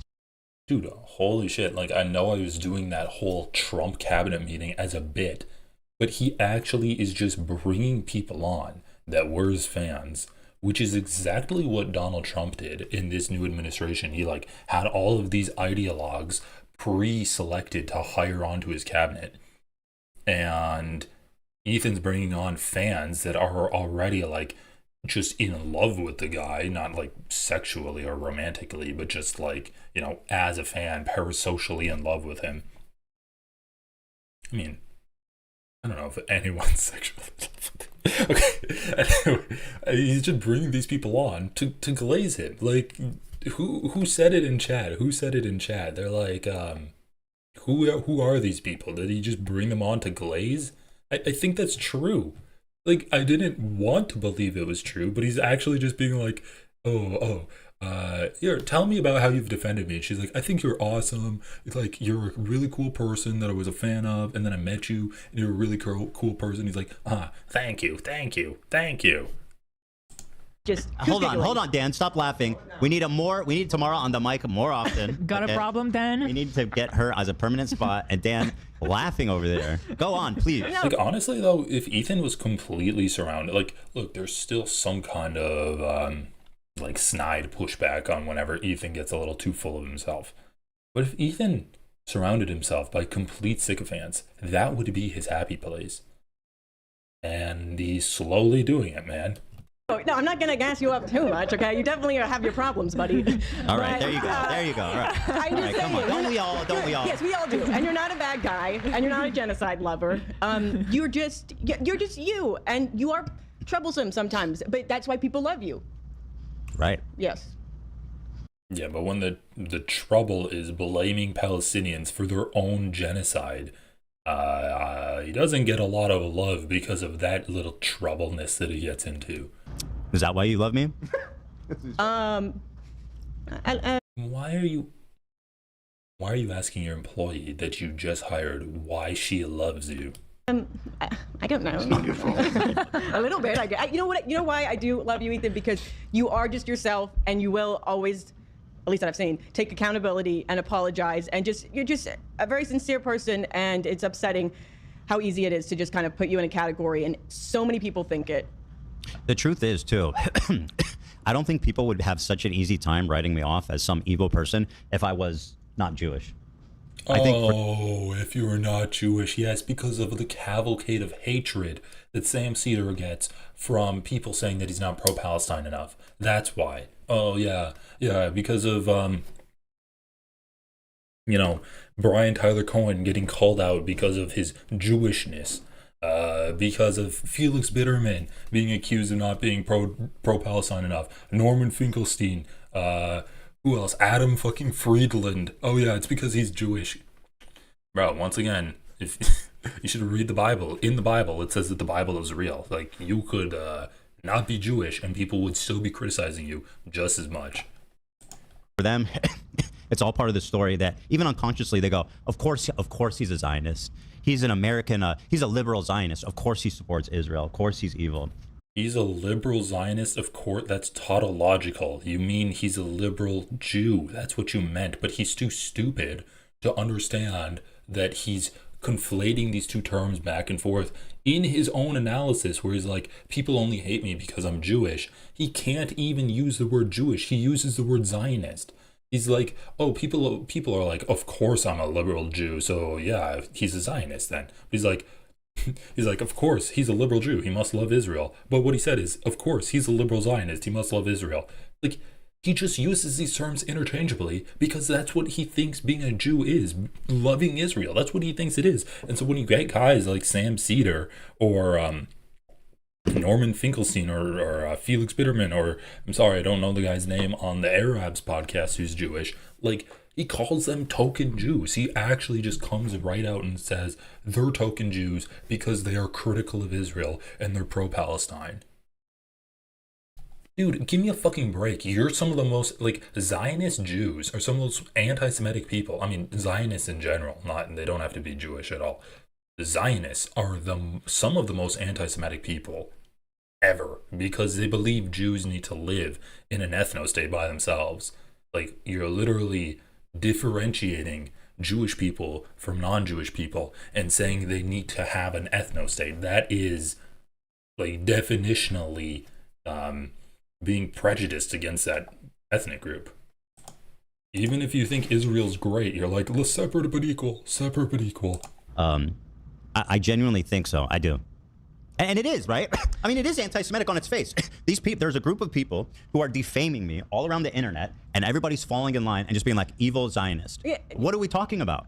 Yeah, no, I completely agree. I think it is. It's like, of course you don't, oh, you hear he's a Zionist. Well, of course that makes sense. He's Jewish. His wife is Israeli. Yeah, you know? They're evil. And for me also, I think I swear people, because I'm Jewish, people attribute me thinking that you're not crazy to me also being Jewish. And it's, people attribute me for thinking you're not crazy.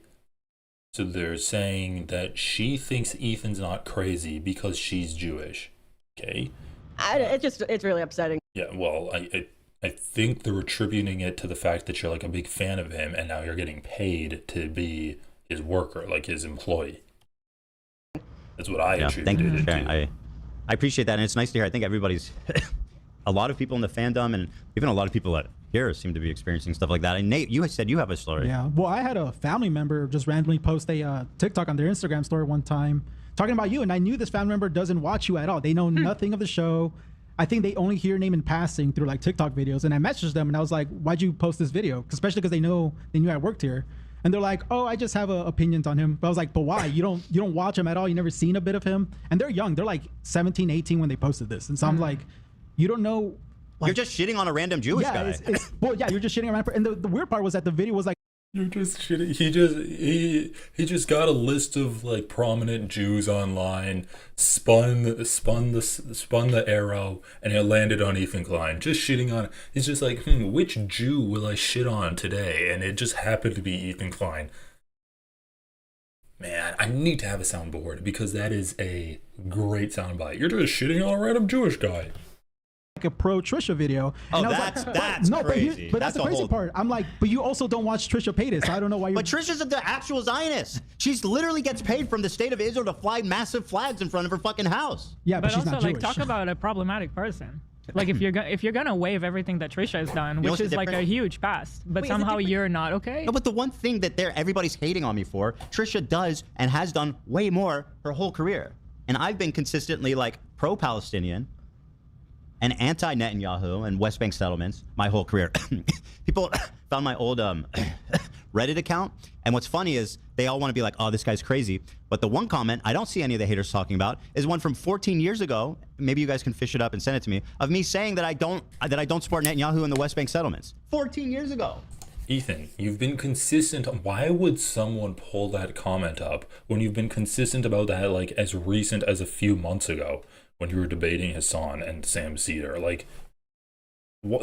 Of course, the biggest story coming out of your pedotroll account is your pedophilic themed comments. Oh my God.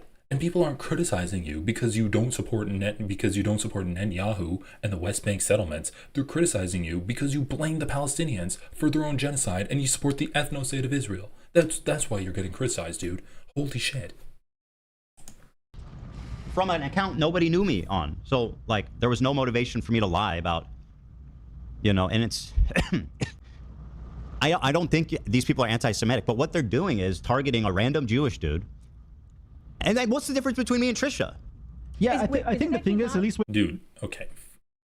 First of all, Trisha hasn't spent the majority of her time online attacking pro-Palestinian advocates. Second of all, how can you say that they're not anti-Semitic, but in the next sentence say they're attacking a random Jewish guy? You're saying they're not anti-Semitic, but they're also anti-Semitic. Which is it? Like, he wants to have it both ways. He wants to be like, oh, they're probably not anti-Semitic. They're just, like, anti-Israel. But then he also doesn't actually have a good rebuttal to any of this. So he's like, they are anti-Semitic if they attack me. With Gen Z is that they're very quick to just kind of watch a TikTok video. It tells you what to think, and then they run with it, right? It's like free, like, moral points, right? It's like, oh, I'm against this person everybody hates, therefore I'm also a good person. Those are two completely incoherent and non sequitur arguments. You're saying they watch a TikTok video and it instantly informs them what to think, but then you're also saying they're posting videos against Ethan for moral brownie points? Those have nothing to do with each other. Is it that they're getting brainwashed by TikTok, or is it that they want to appear morally superior to other people by criticizing someone who's a moral abomination? Which... Sure, dude, if trying to correct misinformation that's attributing to a genocide right now is the same as posting shit online to get moral brownie points, then I should be like, I don't know, like, give me 1,000 points right now. Oh my God, you fought the Nazis. You just want like moral brownie points. Person, right? It's easy to do. You don't have to do anything, right? To the social. You don't have to do anything. He made a TikTok video and you're like, you don't have to do it.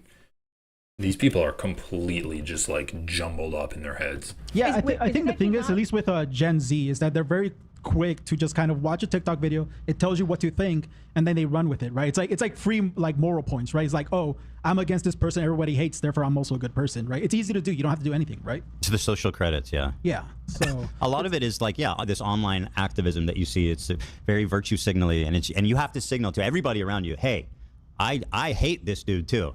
We're cool, right? Recently somebody passed on working with me, and they said that I should educate myself on the topic. Shut the fuck up. I'm sorry. Like, every time you open your mouth, it's just a pity party for yourself. We're doing Ethan Klein's pity party right now. Come on. We're talking about how Ethan can rehabilitate his image. And she's like, you know, I once had someone say I should educate myself. You should what? That I should educate myself on the topic. That's funny. I feel more educated on the topic than probably 95% than all these people, right? Remember, this motherfucker is like the day before the Nakba, everyone was at peace with each other. Remember what happened the day before the Nakba? It was like the beginning of Avatar. Suddenly, the Fire Nation attacked, and then all of the Arab states descended upon Israel. That was the day before the Nakba.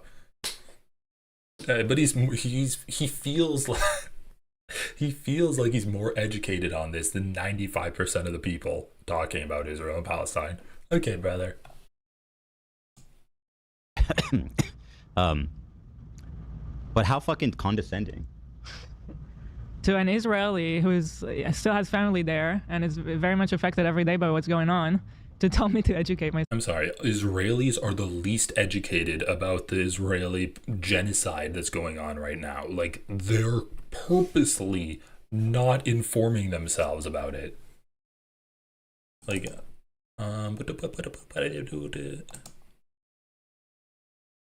doing my best to halt the H3 hate. Oh wait, what is this? Oh my god, you get a fucking like schizo post from someone that's trying to stop the H3 hate. This is getting sad. This is getting sad. Okay, just saw something really quick. Oh yeah. Klein, I'm an Israeli. It's insulting to say that I'm uninformed about the subject. Have been killed in Gaza. Ethan didn't know Bibi's name was Benjamin. Oh, that's a good point. That's true. From what you know. Who gives a shit? Your average informed Israeli. Who gives a shit? Okay, but don't you feel like, for example, children? Children grow up to be Arabs. I shouldn't say this. I know, I read the numbers last week. My memory died and went to heaven. I don't think children should suffer, but there are always casualties. This is the meter. This will be good. This will be bad. I don't think children should suffer. Good, but there are always casualties. Okay, you're starting to lose me. And since they do a lot of pruervu, that is the natural result. Do you understand why the world is so angry? You're losing me. Because they keep seeing so. Overall, she understands.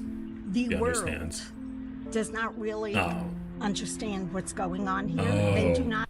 Wait, this is literally what Klein is saying. I'm an Israeli. Who are you to say what's going on in Israel? And now you have this woman that's like, who gives a shit about the number of children that are dead? And she's like, the world doesn't understand what's going on in Israel. Trust me, bro. It's not genocide. It's just that you don't get it. You're not an Israeli. Who are you to talk about this? The world doesn't understand. I wonder where Gila got the idea that you have to be an Israeli to talk about the goings-ons of Israel. I wonder where Gila got that idea. Grasp the concept that Israel was attacked. Okay, they were attacked. Palestinians, there is no such thing as Palestinians. You lost me They're there. Arabs who have many countries. Wait, this is what Ethan Klein says. He says that the Palestinians can't have equal citizenship to the Jews in Israel because the Arab nations attacked, and they're all Arabs, right? Palestinians are Arabs, Egyptians are Arabs, Iraqis are Arabs, Jordanians are Arabs, Lebanese are Arabs. They're all Arabs.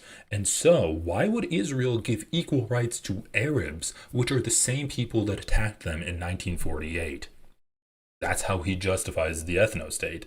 And according to this woman, they're all Arab. They're not Palestinians. They're all Arabs. So we're seeing aspects of Ethan Klein's Zionism and Gila Klein's Zionism all wrapped up in this one. I don't know. What's like a horror reveal, like when you rip the mask off of some kind of villain in Scooby-Doo, except it's the opposite. It's like a regular looking thing, and then they rip it off, and it's something disgusting underneath. We're seeing that wrapped up in this. Also, thank you for the 5 gifted memberships. countries to flee to, and nobody wants them to. But if we do go... That's also something that the Nazis said about Jews. No one wants the Jews. We would want to get rid of the Jews from our country and deport them, but no one would take them. So we had to kill them all. That's literally what the Nazis wanted to do. That's what their excuse was. We don't want the Jews in our land, but no one else will take them. So what can we do? We put them in concentration camps and kill them. From Palestinians, their parents use them as human shields to gain sympathy. The natural instinct of a Jewish mother is to protect her child. Palestinian...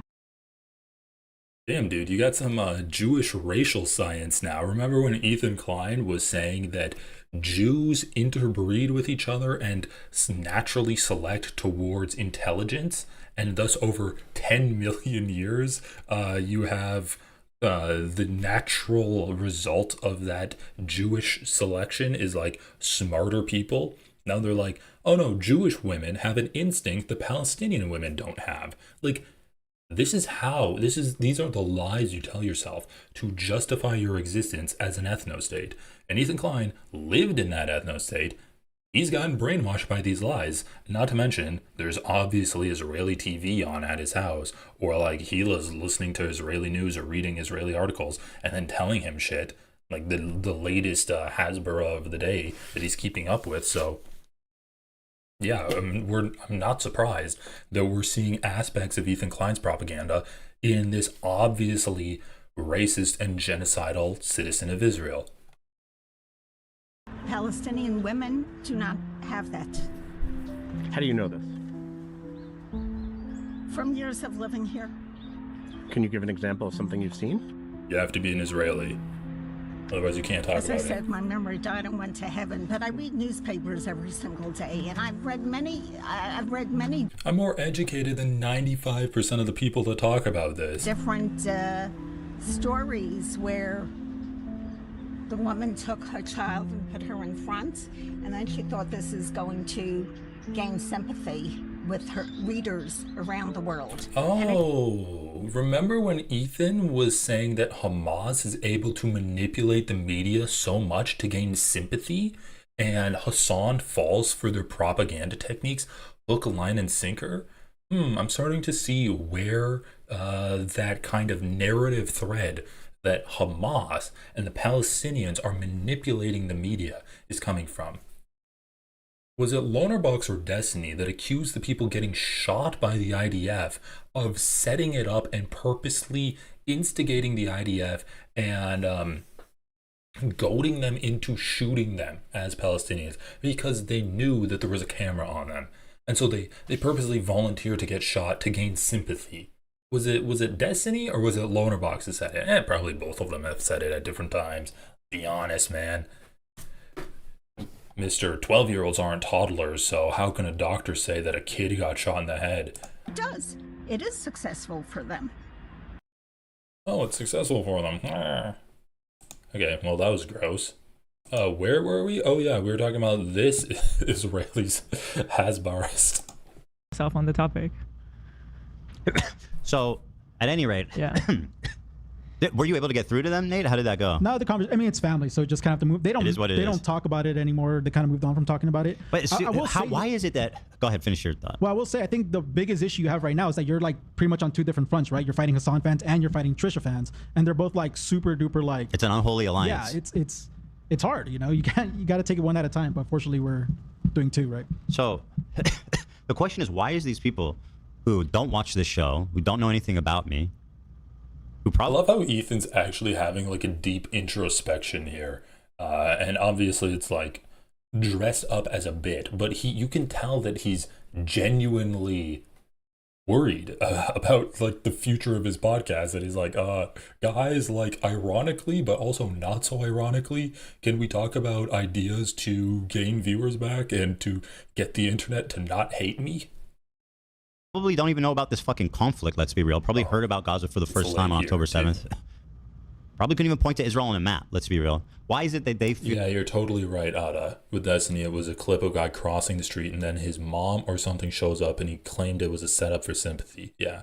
It was a loner box saying that doctors said kids were shot in the head, but it was a 12-year-old. So he tried to use that to disprove the doctors. And it was Destiny that said a guy crossed the street and was shot by the IDF on purpose because someone was recording it. Feel so incentivized, so, encouraged to denounce me. So anyway, this gives me an interesting glimpse. Thank you guys for sharing. Luna Rose, I hope you woke up early and you just did not stay up this late. Appreciate that. Yeah. Thank you, Tamara. Thank you, Nate. So anyway, this conversation gave me a really interesting glimpse, and it gave me some ideas. Okay, this is my issue, okay, because that's not true. I think the Ukrainian war is bullshit. I don't know why we're sending money. Like, I really This don't. guy went from calling me pro-genocide, and then he goes, You came in here and Hutch you were asks him, what do you think about the war in Ukraine? He goes, I think it's bullshit.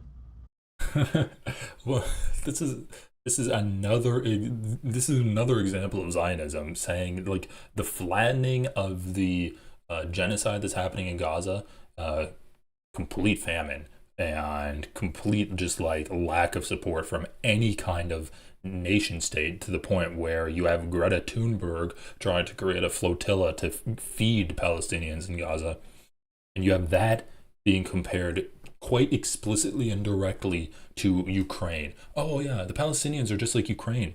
Yeah, the Palestinians are just like Ukraine, because also Ukraine is in a complete siege where it's blocked off by every aspect on like every border of it by the Russian military, and the Russian military has destroyed all of their hospitals, and they control their electricity and their water supply and their energy. Like, dude, are you fucking kidding me? Look, if I compared what's happening in Ukraine to the Holocaust, he'd rightly get pissed off and say that that's Holocaust revisionism. There's an active genocide going on, and he insists on saying that, oh, well, if you don't care about Ukraine as much as Gaza, then you're a hypocrite because Ukraine's also getting genocided. That's another example of you being a fucking Zionist that's doing defense for the genocide.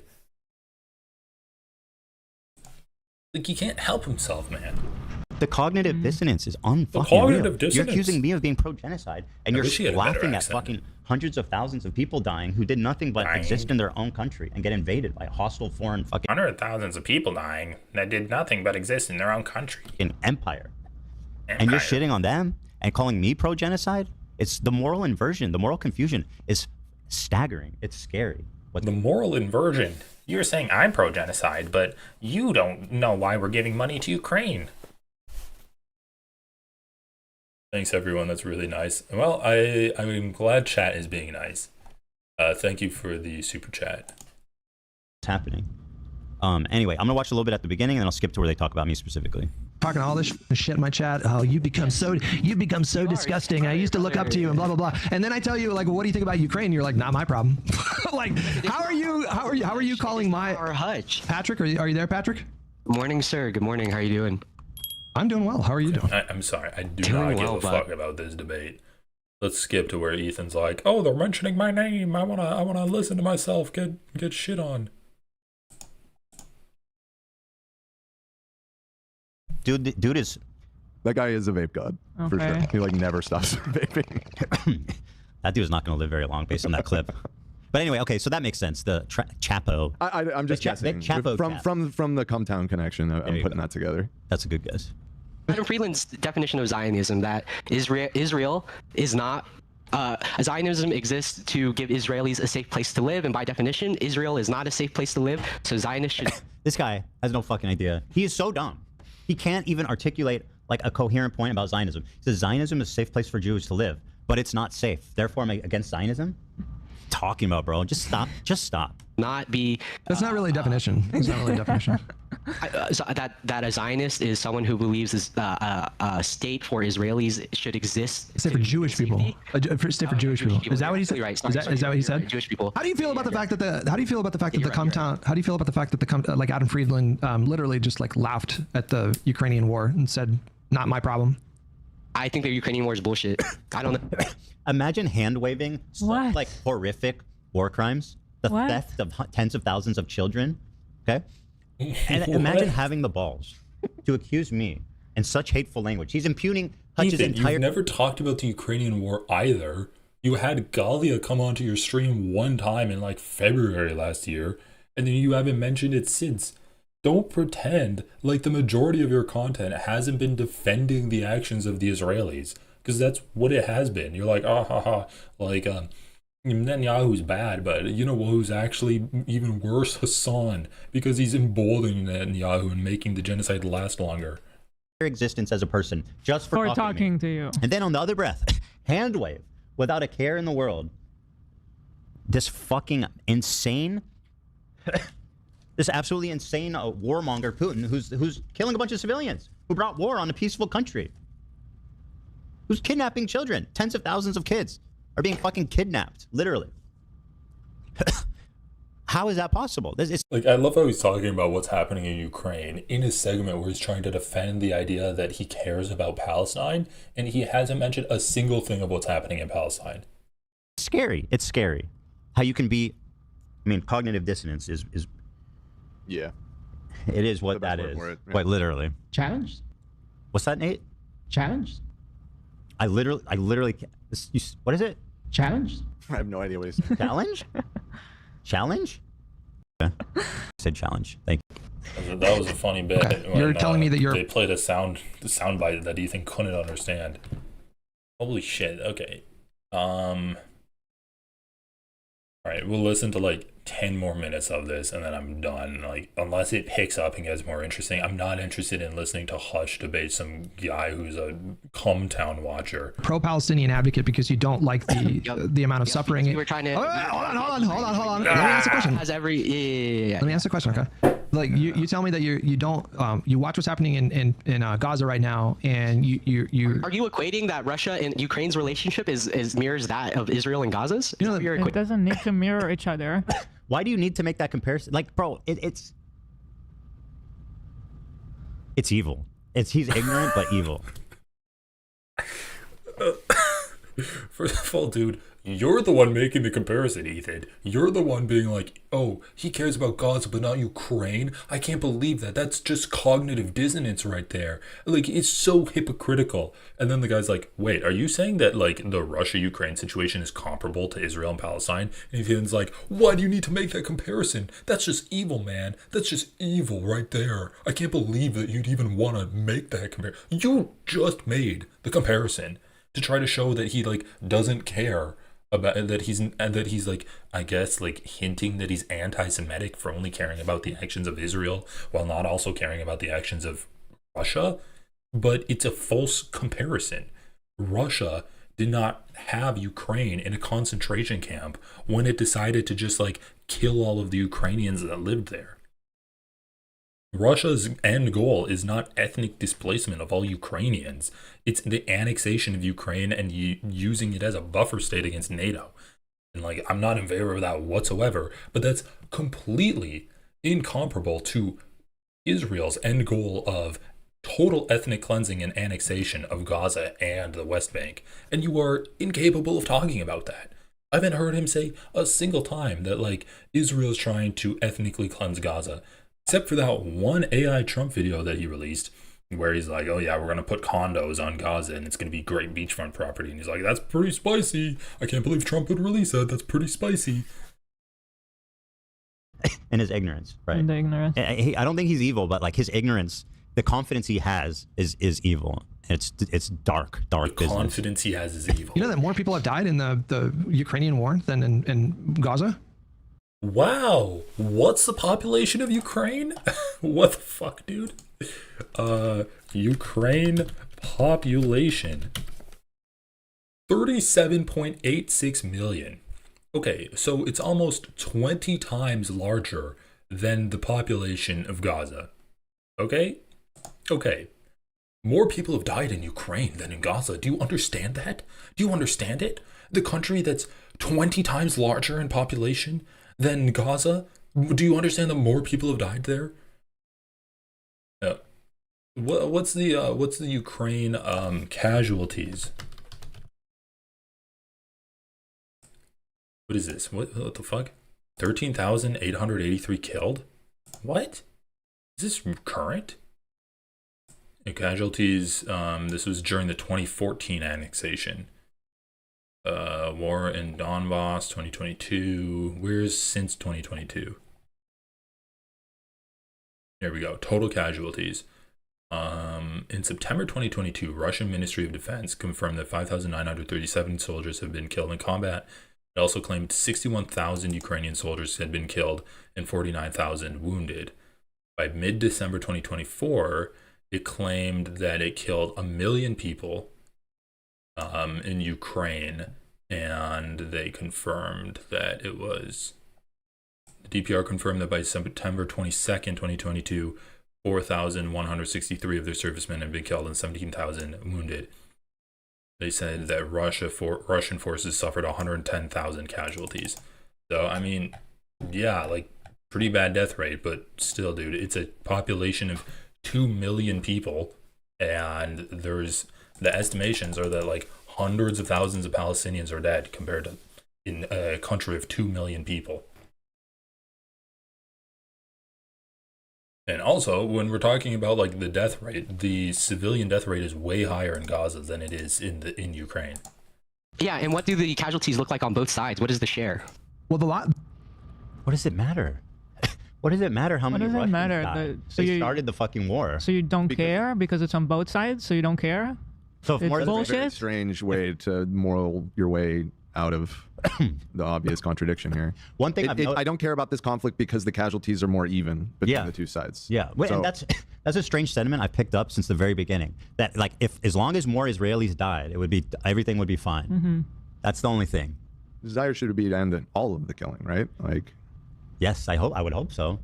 Not even out the proportion. I think he might even be pro-Ukraine genocide. He might be. I think he's on Putin's side by the sound of it. I doubt he thinks he is, but. Yeah. No, he actually kind of like, I listened to this call before, and with time, he kind of like circles himself into loving Putin. He just like, his arguments, he's just stuck with loving Putin for the whole He doesn't like him, he's a bad guy, but they he do understands. realize anyone with access to Discord can debate Hutch. Why are you guys like spending time about analyzing this guy's relationship with Putin and Russia? Who cares? I thought this was about how Ethan fixes his PR problem. This is not going to do it, man. His reasons he's anti-West. But actually, he's based because he's against NATO. He stands against NATO. Yep. Right. And Galia, most of you guys probably know, but she's Ukrainian. Yeah, I am. It's a really fun watch every time I see all this. Like, so she has expertise when talking about the random guy on Hutch's Discord that's debating him on Ukraine. Like leftists talk about Ukrainian conflict and just rather not care about it or talk about it with so much knowledge. Disdain. Or glibly, like Hassan. Crimea River. Crimea River. Yeah. Crimea River, yeah. Or Crimea River. Ho ho ho ho. And this is why I need a soundbite machine. Or like comparing casualties on Ukrainian side and Russian side. Okay, let's compare civilians. How many Russians died? How many Russian civilians are dead? What? Now they're like, he's defending the Russian invasion of Ukraine.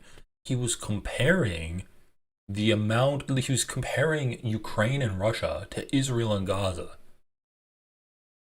And then you guys said it was a gross comparison. Oh my God, this is so fucking brain rotted. Why am I even listening to these people? Like, it's literally like a fucking high Redditor talking to Hutch on a Discord call, and they're struggling to comprehend the arguments that he's giving Hutch. Dying. Yeah, like what are we talking about? Yeah. Let's compare kidnapped children. How many children are kidnapped from Russia? Let's compare those numbers.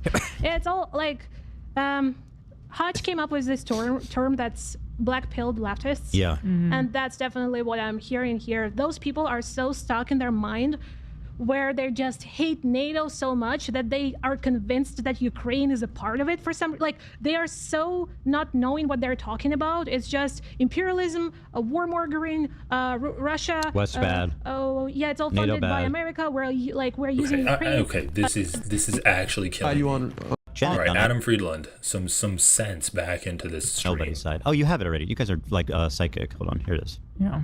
Here's Hassan recently on Adam Friedland. Who are you going for? Who spends all day talking about genocide, Politics. and then on the other hand, says this. In Ukraine. What side are you on that? I'm on I'm on nobody's side. I mean, What's funny? How are you on nobody's side? How is one this side funny? is murdering. It's not. One side is murdering civilians, and one side is defending themselves. These are the people that are Dude, villainizing like, us. it's so fucking funny. Where's all of this fire and fury when it comes to Hamas versus the IDF? Why is Ethan like, I just want the killing to stop on both sides when it comes to Hamas and the IDF, but when it comes to Russia and Ukraine, he's like, how can you not take a side in this? One side is defending themselves and the other is murdering and kidnapping civilians. Like, dude, you have zero self-awareness. This is what people are saying to you.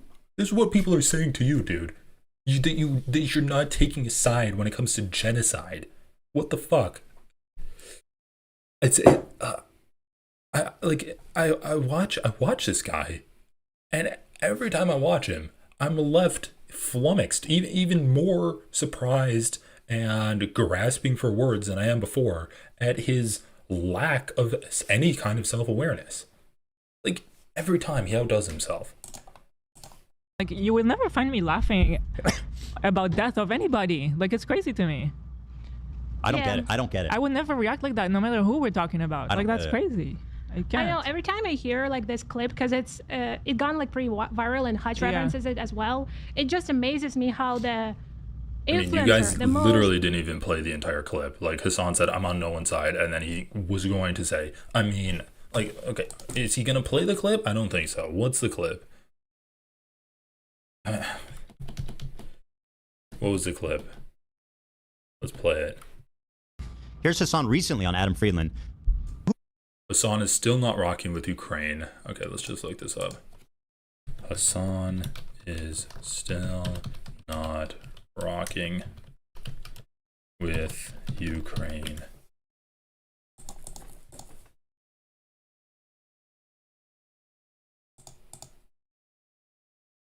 Ukraine. What side are you on that? I'm on I'm on nobody's side. I think Vladimir Putin's bad, and what he did was wrong. You think Ukraine guys are like pissed at Gaza? Wow. Immediately after Ethan paused it, he said, Putin bad and what he did is wrong. And what he did was wrong. You think Ukraine guys are like pissed at Gaza? I would be. They're like, damn, they're clout sharp. Yeah, they're in a weird predicament because like Zelensky is like super pro-Israel. He's John Stewart. He's the John Stewart of Ukraine. That's true. He was. He used to be. Yeah. But he's like has to be super pro-Israel because like he's pro-NATO. He's pro like American State Department, right? And that's what the American State Department is signaling, that they're like super pro-Israel. Meanwhile, in the early stages, when Russia was invading Ukraine, Zelensky was like, hey, can we get the Iron Dome? Like, that would be nice. They're fucking shelling us like nonstop. And Benjamin Netanyahu was like, fuck no. Dude, look at this. Like, if they continued to play it, they would understand that Israel is being treated differently than Ukraine. And if America really wanted to support Ukraine, we'd give them the same fucking support we gave Israel. Like, these are opposite ends of the spectrum. Israel is the occupier, supported by Western nation states. Ukraine is like mildly supported by Western nation states as a means of proxy war to degrade Russia's military. Like, Ethan's just so cooked about this. But I love the fact that he watched this clip and then knows, like, yeah, who said it in chat? Like, his pause game is on point. He stopped it. You know all this stuff? Yeah, it's our tech as Americans. Like, it's our tech to give to Ukraine. And Benjamin Netanyahu was like, nope. You know how I feel about Ukraine versus Russia? How? Sounds about white, dude. Not my problem. That is not my problem. Oh my god, dude. Ethan should kill Adam Friedland. That's horrible. What a racist piece of shit for him to say that. I would never joke about any kind of international conflicts. Who are you going for? Who spends all day talking about genocide, and then on the other hand, says this. In Ukraine. Ethan, what it's side not you genocide on in that? Ukraine. I'm on I'm on nobody's side. I mean, What's funny? How are you on nobody's side? How is one this side funny? is murdering. It's not. One side is murdering civilians, and one side is defending to clip themselves. this. These are the people that are villainizing us, and like you will never find me laughing about death of anybody. I Like need it's to crazy clip to this and me. make a video. I don't get it. I don't get it. I would never react like that, no matter who we're talking about. I Like don't that's get it. crazy.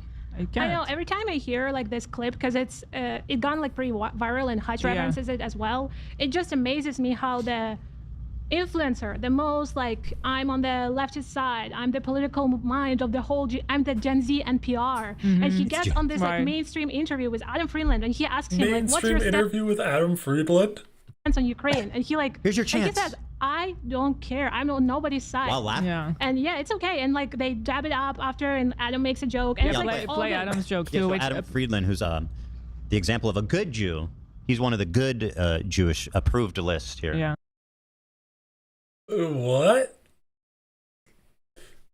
Ethan, you're not beating the anti-Semitism allegations. Commenting about Adam's heritage as a Jew. What are you doing?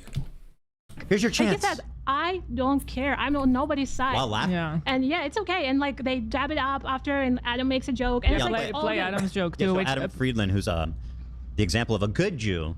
He's one of the good Jewish approved list here. yeah. By the way, all these good Jews on the approved list don't have to deal with the complexity of having family who are born there, who Mm-hmm. live there, who can't go anywhere else. Like it's I don't so know if that's nice. true for Adam. Adam Adam lived in Israel. Okay, I think we can stop it there. It's just devolving worse and worse. Maybe I'll finish this tomorrow, but I've got to be like drawing or playing video games during it. It's too much. So Ethan just like can't get out of his own way when it comes to his anti-Semitism against Jews that are outspoken against Israel. Like, holy fuck, dude. Even if Adam Friedland didn't live in Israel, if you are a Jewish person in America and you are in any way non-secular and you like are in a Jewish community, you have friends and family members that are in support of Israel. And if you are outspoken against Israel, that's going to cause fractures in your relationship. Some of the strongest supporters of Israel are synagogues in America that collect donations, that send Jewish teenagers to Israel on birthright, that do like propaganda for Israel. Like, those are some of the strongest supportive groups of Israel in America. Let's be honest, they're dwarfed by the support of Christians for Israel, Kufi, Christians United for Israel. It's dwarfed in terms of the amount of support and the number of people that support Israel, in terms of like the Christian organizations. But still, if you're a Jewish person, you have a community that strongly supports Israel if you're in America. And the idea that he's like Sam Cedar, Felix Bitterman, Adam Friedland, all of these guys are just Jews that don't have the burden of having family members that live in Israel is delusional. It just shows how much he's in his own little bubble, which is just a complete like rain cloud of pity pouring down on him 24/7. He just can't get out of his own way, and he can't get out of his own ego. His ego is just so massive, it's clouded his vision of everything else. I mean, this is an argument that he's made with Hila before. Do you think I like being pro-Israel? I lived in Israel. I have family that's in Israel. It would be so easy for me to be pro-genocide, or not pro-genocide. It'd be so easy for me to be pro-Palestine, to say that Israel sucks. But I have family that lives there. I'm biased. That's literally what he said, and he's just made the exact same argument. It's easy for people like Sam Cedar, Adam Friedland, Felix Bitterman to be against Israel, outspokenly against Israel, because they don't have family in Israel. Like, it's one of the stupidest arguments you can make. Why does he think there are good Jews and bad Jews? It's because of their ideology, dude. And these people stand up for what they believe in, regardless of the relationships that they might damage by, like, speaking out against the atrocities that Israel's doing. You're just saying that you're a fucking coward. that you have no spine, that you actually have no like hardcore held or deeply held convictions and beliefs, and the only thing that's making you support Israel in the way that you have been is because you have family in Israel. Like he's just like, I don't know, man. What's like one of the weakest animals in the world? He's like a sponge is kind of cool. It's like a barnacle. He's just hanging on the bottom of the hull of Israel, and he was in Israel, and so now he has to support it because he has family in Israel. Fuck you, dude. All right, guys, I'm done. This pissed me off. What are the comments? Shout out to Olivia. I'm sorry you're going through a difficult time, Olivia. I can't imagine Olivia. I can't imagine being so completely misunderstood on such a large scale, along with being harassed and being told you're this or that from people who know nothing about you or the show. I love you all, and I love this show so much. It brings me so much. Maybe you should like watch anime or something. Chill out. Okay, I'm done, guys. Thanks for watching, everyone. I'm going to be trying to stream more the rest of this week. I want everyone to have a good rest of your evening or morning, wherever you are in the world. And I'll talk to you all later. See ya.